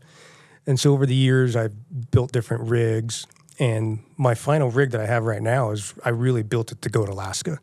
So it's 19 feet, which after 20 feet, the price starts going up per foot. And my sled actually fits inside the whole thing. And I built a Tommy gate on the back where once I'm in Alaska, I can suspend the snowmobile off the back. Like it's like just hanging in midair. And being in Alaska, I've never been questioned about it. But it's made it really affordable to be able to go. The drive's not horrible, but you'll definitely break something. Even if it's a brand new car or old, you're gonna break something, because the freezing level up there is 12 feet. And so the road just moves every day. And you get these ramps that just get created. And I've been in a car before where everything on the floor has hit the ceiling. You're just like, and you can't stop. Like you got all this weight going, and just like, okay, here we go. We're doing it. Let's talk about the evolution of your rigs, because I think the van that was in 91 Words for Snow was the first one, right? Or the van from Afterbang or Afterlame. Yeah, that was the first one I really built that was customized. I had a couple other small ones before. I've been inspired by Craig had a van like that, and I remember just watching him hop around. And I sold my house, so I was pretty free, and I'm like, I can spend money on creating a pretty cool rig. So I built that, which again kind of got me into like the perfect storms. I drove a lot, but all my best photos I took were with that van. And a lot of good trips in Alaska. To be honest, I kind of miss that van. Nice. And then where did it go from there? After that, I bought a truck, because where I'm at in Tahoe, if you have a trailer with a snowmobile, you need to put chains on your 4-wheel drive car and your trailer. So it's a pain in the ass to get a snowmobile through the storms. So I bought a Dodge truck, and I sold my van to finish open space. And then once that got some people interested, I'm like, okay, I'll build another rig. And I got GoPro involved in this truck. I bought a 2000 Dodge Ram. The idea of building a sled ramp on the back, but on hydraulics, so it could lift the sled up and turn into a camper. And that got me on the highway easy. It got me to Alaska on the ferry for cheap. Driving wasn't that big of an issue, just because it was an easy car maneuver. But I miss kind of like standing up. There's something nice when you're living in a car that you can stand up. Seriously, I've done some stints in cars, never in the winter time, but I've had truck campers in the past, and we would go for a couple of years in a row. We would probably do 30 to 60 day road trips, and just having Yeah, that was always my like North Star with like a rig or building out a like camper or something. Is I'm like, rule number one, if I am dropping a dime on something besides a tent for me to camp in, I got to be able to stand in that thing. Like, you don't totally think about it, then you like see someone cramped in like a truck bed build out, and I'm like, oof, those are some nice cabinets to be hunched over. Yeah. Makes such a difference. It does. But I got kind of tired, and I met someone who she went to Alaska with me. Our second date, I took her to Alaska and in this truck. She's like, that was fun, but like, let's do something different next year. And so I built. Could we drive south this time? So we built a trailer tiny house, and we actually this was probably the longest trip I've ever gone on the way to Alaska. We went to Colorado and up to Montana and up to Revelstoke for a month, and then ended up driving all the way to Alaska in this thing. And it was fun. It was kind of nice to have a house in Alaska, because I've never rented a place or like stayed in a hotel in Alaska. I've always car camped it. Mm-hmm. So we parked on the river there, like had a pretty good time. Did you build out the tiny home?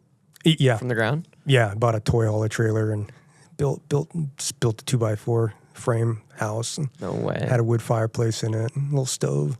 But your latest rig, I feel like, is your opus, because everything has intention, from like the wood burning stove that also has a cooking element to it, and then you can open it up and cook from outside, and you can put your snowmobile in, and then the table slides up. Like, I watched this video of you explaining the whole thing. That seems like you, of all your rigs, you finally have found the perfect storm of. It definitely is everything I've learned about rigs. Like, it's like, how do I compact everything together? All my projects, I usually spend like a week just walking around and pretending I'm cooking, like parking in different situations. So I came out with the layout of that one after a certain amount of time, just thinking about where the fireplace would be the best. And I got the side folds down with a bathtub, underneath the floor, and the other side slides out. I wanted to get away from the linear feeling that I was in a car. Yep. And so I kind of tried to stretch it out the other way. You got kind of like a patio that comes out. Oh, it's awesome. Like there's the side opens. Okay, yeah. And so he's got the side patio. Yeah, it's like a clamshell. Yeah. With all these projects and builds and stuff like that, like, I mean, are you like a pen and paper, I'm going to draw it out, try design the entire thing, or like, are you just hitting the ground running with material and start slapping 2x4s in that thing and framing it? Or I don't know, because I've seen some of Chris's pre-project builds, and it's like chicken scratch on a napkin, and then I go the other route. I get like sucked into trying to like put something in a computer model, and then I actually never end up building the thing. Yeah, no, I'm more than the napkin. Like, that's probably as far as I'll go. I mean, there's a lot going on in my mind. Yeah. But what I've learned is, like, if you know how material works, like how the wood acts and metal acts, like it's the rest of it's pretty simple. Like, just certain things work a certain way and some don't go together. Yeah. So as long as you have that understanding, it's pretty straightforward. You can freestyle it. Yeah. Sick. Ready, fire, aim. Ready, fire, aim. I need to take some notes, boys. That's the technique. Yeah. Now let me ask you, Mike, you ever done a run through a wall smelling salt by chance? I think it might be that time in the show. I have not. No, but okay, I'm ready. You're not ready, or you are? I am ready. Okay, perfect. So hockey players do them all the time. You pinch it, and I'll give you a demonstration. So you can break it. You just kind of snap it. It's like a little capsule in there. Boom, and then wait. This one's come on. Okay, there it is.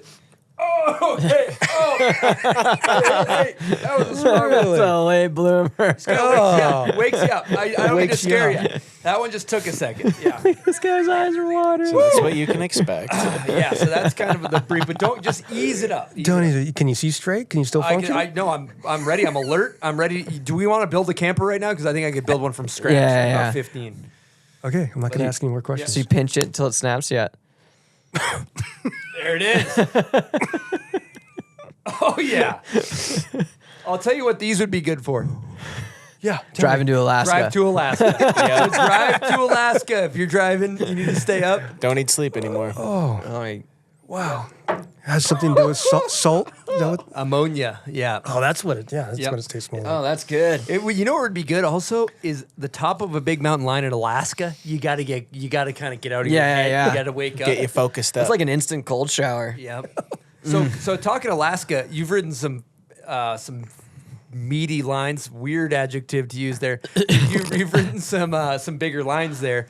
So what's your mentality when you're strapped in and you're on top of a hog and you're like, okay, it's go time? How do you lock in? Transferring the pressure or any tension into functionality. Like it's the one thing, the last thing you want it to not work. I think there's a huge amount of adrenaline that comes into play when you ride something in Alaska, and I haven't experienced that anywhere else. So it's I'm not an adrenaline junkie, but I'm definitely like challenging myself, and so I think that's why I keep going back, just to feel a little bit like, can I still function in my body on that level? Because I'm 51 years old, so I'm like, I realize like, certain things are shutting down, and every time I snowboard again, I'm like, okay, it's waking up again. Like I wish we could snowboard in Alaska in the beginning of the season, because once you're done in Alaska, it's like everything else seems so easy. It's just that feeling. I'll do whatever it takes to get up there. Love that. Oh, that's sick. Yeah, man, that just must be. I mean, it's also like a testament to the terrain too, that like you're putting in the effort and the work, because it's a lot of work. Like I just recently, before we started the show, was telling you about, I tried to go up there for a strike mission. I had a 5-day window, and I spent 4 days with like road closures and lost baggage, and then I had to turn around and go home. And it was just like, man. Just want to ride a line. Yeah, not for the faint of heart, Up, you're like, it's just remote out there too. Like, even if you are in a town or something, you feel out there. It does feel like a really different world. Yeah, I mean, the whole last frontier, it's truly to that. Yeah. Again, I don't know where else to go in the world that allows that still. To feel, it's up to you. Yeah. Like, better pull this off. Mm-hmm. One thing that put it into perspective in one of Benedict's films, you are plugged into like a telephone booth to like hack like dial-up internet, basically. Is that what was going on? I was hacking the back of a payphone to get on the dial-up. No. Check the weather. Yeah. Dude, it's crazy. Oh my God. There was a couple payphones on Thompson Pass. There was one up there, and there's another one. I think the photo is a little bit. Where's that one? That's the St. Lodge. That's But once you figure out the system up there, it's everything you need. Like the phone booth system, or like how do you even? Are you allowed to like gotta figure it how out. that works? You got to figure out the phone. You know what it's like. You gotta learn Yeah, yourself. you take a couple wires out, and you just like A down day. You got 5 down days. You start pulling stuff apart. Like, Start taking wires out of things. Well, we got a phone here. It's a pay phone, but it does have access to the outside phone. world. Okay. Access to something. Yes. Yeah. When in doubt, just start jiggling some wires. That's what I always say. Yeah, exactly. You're having a mechanical. Are you familiar with that philosophy? Like when the snowmobile's not working, I like my last ditch effort. Sometimes I just get in there and just jiggle some wires. there you go. That's And a lot of times it unplugging works. stuff. Yeah. I like that. Oh man, that's insane. Dude. Everything you need in Alaska. Yeah. Payphone. Payphone. You can hack the internet. All right, we got a guest question from Tina, your sister. Another one. Here we go. Hey, Mikey, it's your proud sister. I'm always in awe of you with everything you do and how you create and lead your life in your own way, definitely in your own way. And I always think of you when I'm reaching out to friends for answers with a question or something that I'm having trouble with. And I know I can always count on you to answer in a totally different way than anybody else does. And I just love the way your brain works and how you think of situations and problem solving and things like that. And I'm just so proud of you. And my question is, when it really comes down to the root of what snowboarding means to you, what lies there? What is that about for you? That's a great question, sister. What lies beneath snowboarding for me, I think, is a savior. I think it truly is. I can't see life without snowboarding. I found my place in the world with it. So, yeah, I'm grateful for that. It's well said. Thank you for sharing that. And in your documentary, you keep talking about how when you're on top of mountains, you're truly yourself. Yeah. I'd love to hear you sink your teeth into that. Yeah, kind of back to Alaska, like being the highest, I think, experience for me in snowboarding. The moment of being on top, especially when no one else is up there with you, when everyone's gone to their camera position, the helicopter's at the bottom, and it's just you, and realizing like you work so hard to get there. You know, it's like mentally and physically. All the stuff you've tried to work out with trade shows, getting your sponsors to do this and believe in you. There's definitely a peace. There's a peaceful feeling that I think is something I base everything else around to feed that. And it's a very short moment, you know, before someone talks on the radio or you hear another sound, but there's a true moment that, you're at peace, and I get the same feeling at the end of the run. It's definitely like more of a relaxing feeling, but there's definitely a peace moment.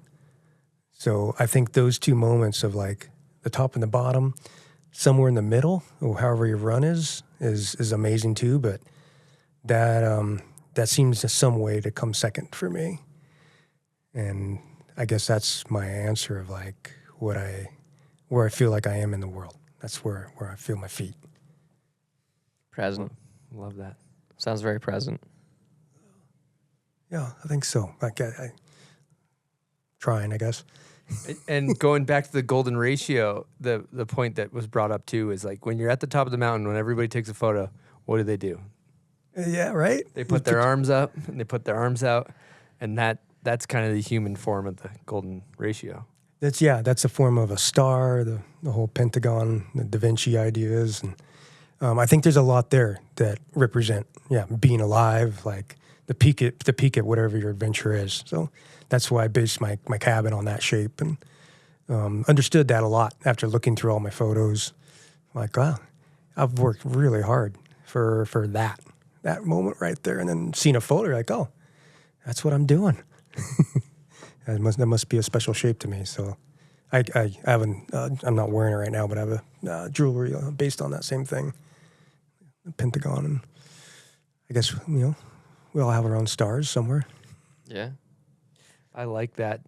Yeah, the other thing that you said in there that I'm to be totally honest with you, I didn't actually entirely digest it or follow it, so I'd love it to be explained. But I wrote down the quote. You said, "Experiences of the past and the moment of now, put them together and you get the future. You need open space for the future to live in." Yeah. So when I made Open Space, it was an hour and 20 minutes long. And I realized, like, this is what I want to say, but I'm going to lose a lot of people watching it. And so I tried to compact into a small moment of, like, explaining these questions. Why is it I do what I do? How do I do it? How do I create creativity out of something that's not there before? And so my most simple way of explaining it is that idea of, like, if you take what I consider a simple map of our life, you got the past, present, and the future. So you break them into thirds. Okay, so if there's two things that we do know, it's like the past, you kind of already experienced that, and then the moment we can feel and touch, and like we're here, so we have an understanding of it, and then the whole other third of the future is an unknown space, and that's kind of why you name the film Open Space, because I realized like that's our creative space. That's our art form. That's where we go, where we're not knowing where we're going. And I try to like think of people like if you're lost in this world or don't know what you're going to do next, is to try to map things out that way. Of like, don't think so hard, feel the past, think a little, feel, find a balance, and then move forward. And so in the film, you know, I show like different colors add up to these colors. And it's the same kind of concept of like, those things exist. And back when I was talking about, well, movement is time, which is, you know, you really feel alive when you move. And so once you put those two things together, you get something that never existed before. And that's a big like drive for me. And going into the unknown space, you know, you have to have bravery or be humble or willing to take the risk and see what's there. And so that's kind of what I was trying to explain in the film, like, you know, just map it out if you have to, you know, or just if you're feeling it, just go, you know, and maybe it's not going to feel good, but you'll get something, you know, or it'll feel awesome and, you know, you can do the next step, take it further. Yeah, dude, I mean, that's a really cool, I mean, just way to approach it or try like on a larger scale to look at life, right? Like there is no sure answers, and at the end of the day, you got to use your like intuition, kind of trust your gut, and like odds are you really just don't know. You're gonna do your best, and just like, what's the use in waiting around? Like, let's get moving, you know? Yeah, I mean, hope we'll stay alive, you know, in the process, you know. But you imagine a world if no one took a chance. Yeah. Like, it would look so different. Yeah. And the fear of failure, fundamentally, we can disguise it as whatever, but that's probably 95% of the reason what holds people back from doing what they love, or just fear of the unknown or fear of whatever. And if you look at your life, you've gotten excited about ideas, and then you've just done them, and it's like you've just been following that. It almost seems like to me you follow that excitement, and then you go towards it, and it just seems to guide you in this great way, almost like a child. Like if you look at kids, they're like, I'm gonna go. I got some wood. I got some weird nail. I'm just gonna build this thing.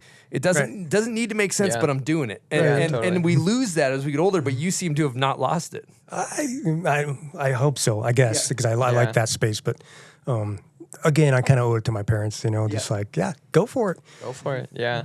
I mean, I think that's what's cool about even just a lot of snowboarders or like out mountain sport, action sport people in general, is that we encounter a lot of creative people, but all of us are, we kind of play in a way a lot. And there's some correlation that there's a correlation between creativity and playing for humans. And, you know, there's kind of somewhat of a reason that kids are so creative and see like all these different ways to see the world. And part of that is, you just like, you have this like present moment game in a way that you're playing, and it allows you to like bend the rules and adjust and not to be too hung up on your result, but more like focused on whatever pans out in front of you. Right, yeah. Because I think kids have no, or as we get older, it's like we have so much more responsibility.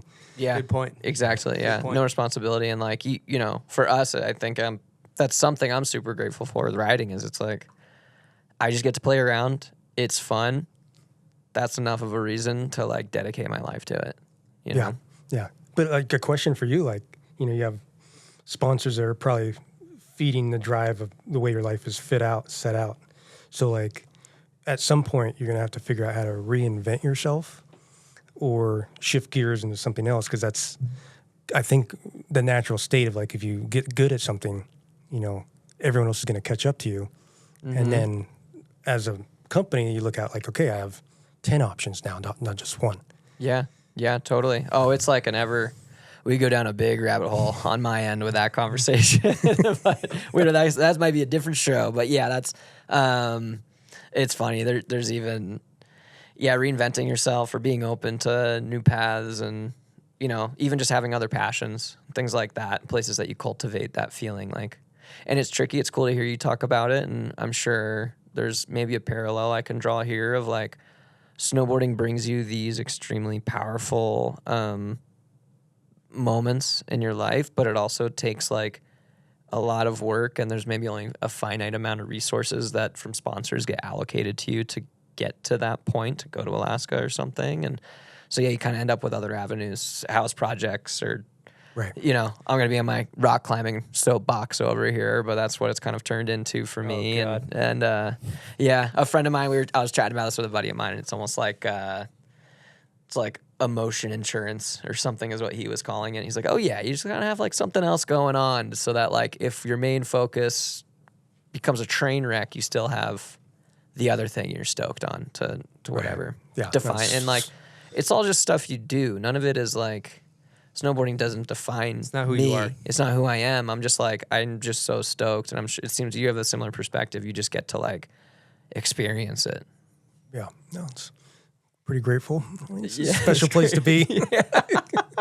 It's amazing. I mean, I'm always shocked, especially at my age, that people still believe in me, that I can come up with something, that somehow they can figure out how to market it or do something with it. Yeah, it seems cool too. Full circle with the Basich family, you and your sister specifically, like riding, growing up together, traveling and competing, and now Tina was mentioning to me that you guys are kind of all back together, so to speak, like in the same general area. Yeah. I think we traveled enough in the world where I'm like, where we were born is a beautiful place, and I only have so much time left in this life, so it's like I don't know how long my parents are going to be around, and it's a nice place. I love where I live because you can have a garden, and then I could zip up and be in a blizzard. And I hope one day to have another bigger house up at Area 241 and move my family up there. So I think that's kind of my next project, actually. Like Nice. that. Well, that last one only took 7 years, so it should be pretty easy for the next one. Yeah. Right? Just around the corner. Cool. Well, we're going to do a section of the show that we call Hot Takes. And these are always kind of how it pertains to you. It's not necessarily statistically who's the GOAT, but who's your greatest of all time when it comes to snowboarders, both male and female? Someone I looked up to? Yeah, sure. Oh, I mean, my sister's definitely on the female. I've always watched her, even before snowboarding, just as a sister, like watching her climb the tree. Like, okay, I can do that, And she's actually have paved the way a lot for me in snowboarding, just meeting people, and like we did everything at the bar. Like at 15, 16, going to bars, meeting people, and that's really what made my career work.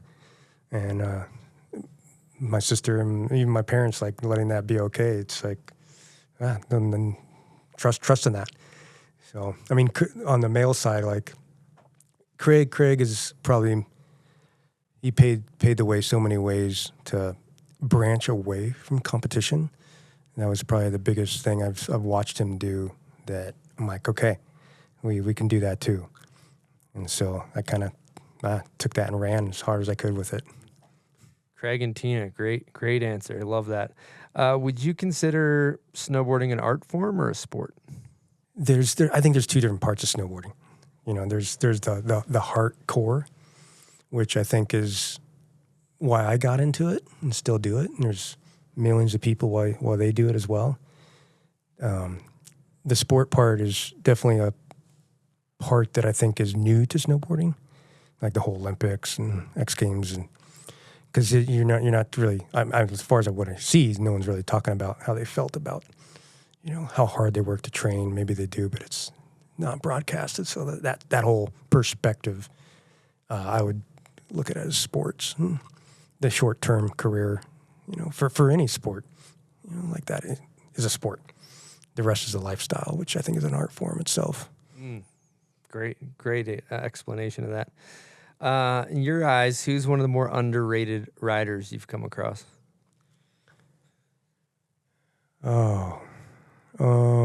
Most underrated rider. In the 90s, everybody rode snowbird. There were so many people that did the wildest stuff there that didn't care about sponsorship, and they've gone on to other things. Today, I have no idea. I like that. We'll say it's Bird Lokes in the 90s. That's Bird Lokes in the 90s. You're making a lot of people happy right now with that one. Still kind of the case there, I think. Yeah, there's still some. It's why I rode there. Yeah. And the next question you like to ask is steel as in rails or powder? Powder. I didn't even need to ask that. Yeah. Who's got your favorite style on a snowboard ever? My favorite style of rider of all time? John Cardiel. Core score just went up. Yeah. Stock's Have we going got up. that before? That's actually the correct answer. We've been looking for that for a long time. Almost 200 episodes. Yeah. 4 years Chris has been waiting Yep. for that answer. I love that. Nice. Who's got your favorite method? Chris Roach. Woo. Nice. A lot of goofy footers are coming up right now, I'm noticing. Who's got, what's your favorite snowboard video ever made? In short. Woo! Great answer. That's actually such a good video. It doesn't get the shine it deserves. What's your favorite board graphic, like snowboard graphic, if you could think of like your favorite one? Dale Railberg's pro model with the turtle swimming up. Oh, cool. Rad. Was that Joyride or Ride? That was Ride. That was Ride. Okay. Yeah. Cool. If you could take 3 people heliboarding, just good times, no camera, best runs of your life, who are you putting in the helicopter with you? My sister, Andy Finch, my lady. That's 3. Solid crew. It's a solid crew. Solid, yeah. We'll say young Dolly did bring Mike Tyson with him, which is another good pick.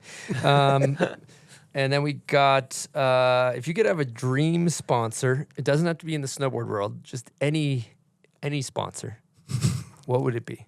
Home Depot. Wow. Quick. Love that. Been waiting for someone to ask him that. Yep. Been waiting for his opportunity. Yep. I Lots couldn't of things to build. couldn't even finish the question. Yeah. Dream spot, Home Depot. Okay. And then the last question we have for you is worst trend. I don't want to put anybody down, but riding rails, the amount of leverage it had in the late 90s, it was hard. It made life really hard. like I didn't get to ride powder because my sponsors were, no.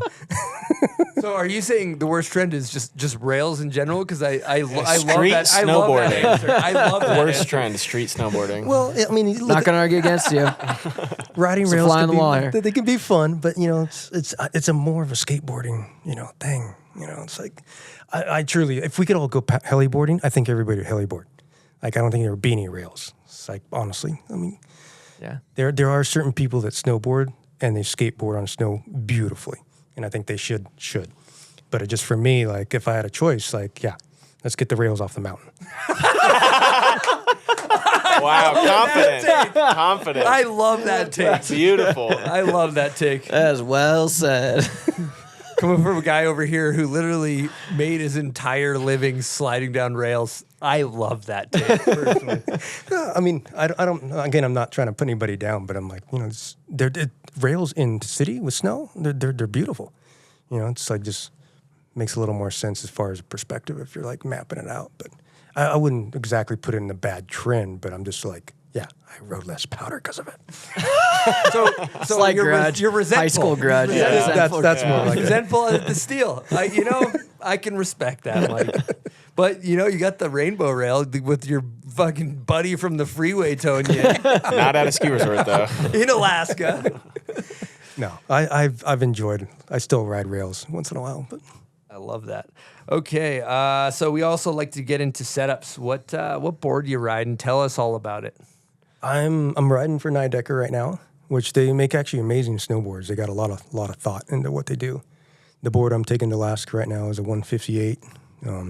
It's a quiver board called the Smoke, and it's pretty stiff. So you ride pretty big terrain with it. Holds a really good edge. Nidecker's all about carving, and so if you want to hold an edge and ride a Ferrari like without sliding out, Nidecker's definitely like a fun company to get on board with. What about the bindings? What are you rocking? These are the Supermatics, which is a step-in binding. It's actually the first step-in binding that I am just super stoked on, because you can ride any boot you want with it. It actually works really quick, especially somewhere like the Bird.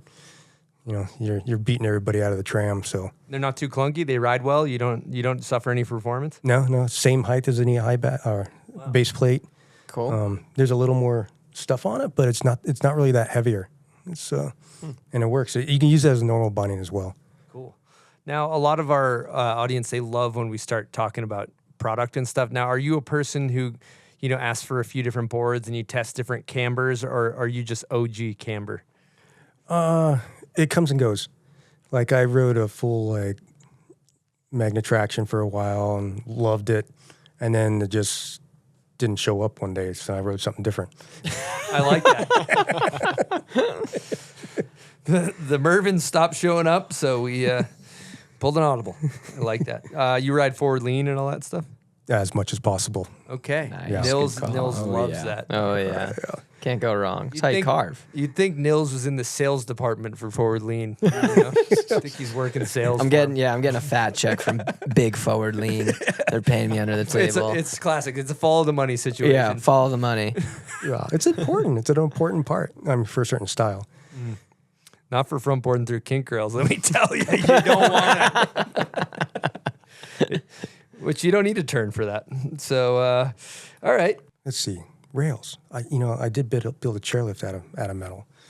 Okay. So you're welcome to come next time you're in Tahoe. My chairlift's spinning. Yep. Come on a power day. Can I front board the top of the chairlift? You can. Okay. Yeah. Perfect. And actually, I'll even set up the old rainbow rail. I got part of it still left. Just for you, Chris. That actually seems a little bit more of a. I'll drive the sled. That actually that doesn't seem like an inviting thing, like a. You're the rail guy. Hey, you claimed it, man. A bouncy rainbow rail seems like a bit of a hazard to me, but hey, you set it up, I'll jib it. But yeah, come out. It's an amazing experience to be out in the woods, especially on a Saturday when there's no lift line. So. Another thing I think would be interesting to talk about is I think, when people, I've probably brought this up on the show before, so excuse me if I'm beating a dead horse here, but I think that sometimes someone might look at Area 51 and say, oh, wow, must be nice to have that space, or Area 51. Or sorry, Area 241, yeah, or Area 51 for that matter. Somebody If you're into aliens, one and the same. If you got an alien fetish, who knows? But so going Area 241, like people might be like, oh, that must be nice to have that, but everything's had intention. Like you sold your house to live in your van so you can ride powder all the time. And there's sacrifices for that. So I don't know, what's your philosophy around intention? Because it seems like everything you do kind of has intention behind it. True. I mean, I spend my money in a certain direction. I've never owned a fancy car. Like I'm not interested in that kind of stuff. So it's led to, giving myself a certain experience and being a snowboarder and loving POW and not want to wait in lift lines and realizing snowmobiles, you need two people. I'm like, I'm going to build a chairlift and just ride POW. And, I try not to post too much because everyone kind of gives me shit for riding out in the woods by myself. But it kind of, this has formed something that I'm really grateful for what I put in to make things happen. And everything kind of like, especially the rigs that I built, like those things also can feed my lifestyle. Like after 5 years, I'll sell it and make some money and put it in the next one and just continue on trying to be creative or kick back. I'm kind of kicking back a little bit more having kids now, so I'm going to teach them more than my own projects. But I like to stay at least somewhere in the middle, I guess. I love it. Respect. Well, I feel like this conversation's been an absolute beauty of a conversation. Now, last thing I'm going to hit you with is a hard-hitting question. I'm going to put you on the spot here, but if you're to our listeners and people interested in this conversation, you got any words to live by? Actually, I'm actually truly asking for myself because this is kind of like asking for a friend. Yeah, but I'm really asking for myself because I admire the way that you've built your life and how you carry yourself and how you're so present. So, you got anything to add to that? I think, I'm going back to probably what I spoke the most of in this whole conversation is the level of risk. I think if you're willing to be vulnerable, you can grow. I think growing can give you a space that is brand new to you, that makes life really exciting.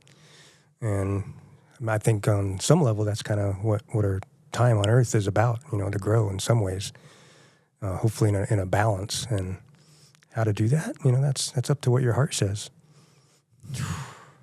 Love it. That's not bad. Thank you. That's like a closing speech for a wedding or something. God, that was. I'm ready. You're going. Yeah. I'm gonna go. You're going to take. I'm gonna go build take that my one own down. house. I'm driving straight to Home Depot right now. Yeah, following you. I'm gonna buy some bags of concrete and some 2x4s and just see what happens. Looks like you got something amazing going on. Thanks. Yeah, no, I've followed suit. We've done some cool projects in my, but yeah, you're really an inspiration to all of us. So before we wrap this thing out, do you want to throw out any thank yous? Oh, I want to say thank you for having me here. Like, it's wonderful to kind of just go down memory lane for a bit and remember all the stuff that has happened and share it with everybody too. Hopefully somebody gets something out of it and runs with it somewhere.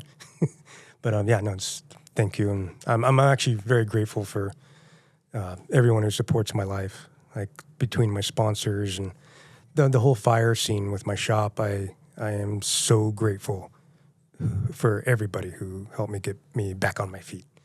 And thank you. Appreciate it. Well, thank you so much for coming and chatting with us, Mike. It's been a pleasure. Yeah, thank you, Mike. You had some great takes, some great advice, some great life lessons. It's been a hell of a journey, hell of a chat. Nils, great job in the chair co-hosting. Thank you. Natural. Enjoyed being here. And yeah, and again, man, that was your perspectives, your stories. And it doesn't even seem like you're slowing down. So I think everyone here and everyone out there is really just excited to see what you can continue to do. Mm-hmm. Let's go ride some rails. That's where I draw the line, young man. All right. Thank you for everybody that tunes in. Thanks, Silk D. Thanks, all our Patreon members. We appreciate you. Thank you so much to everybody that tunes in, all the sponsors. You guys rule. Over and out from the bomb hole. We got another episode coming at you next Wednesday. Have a great week, everybody. Woo! Nice. Mike.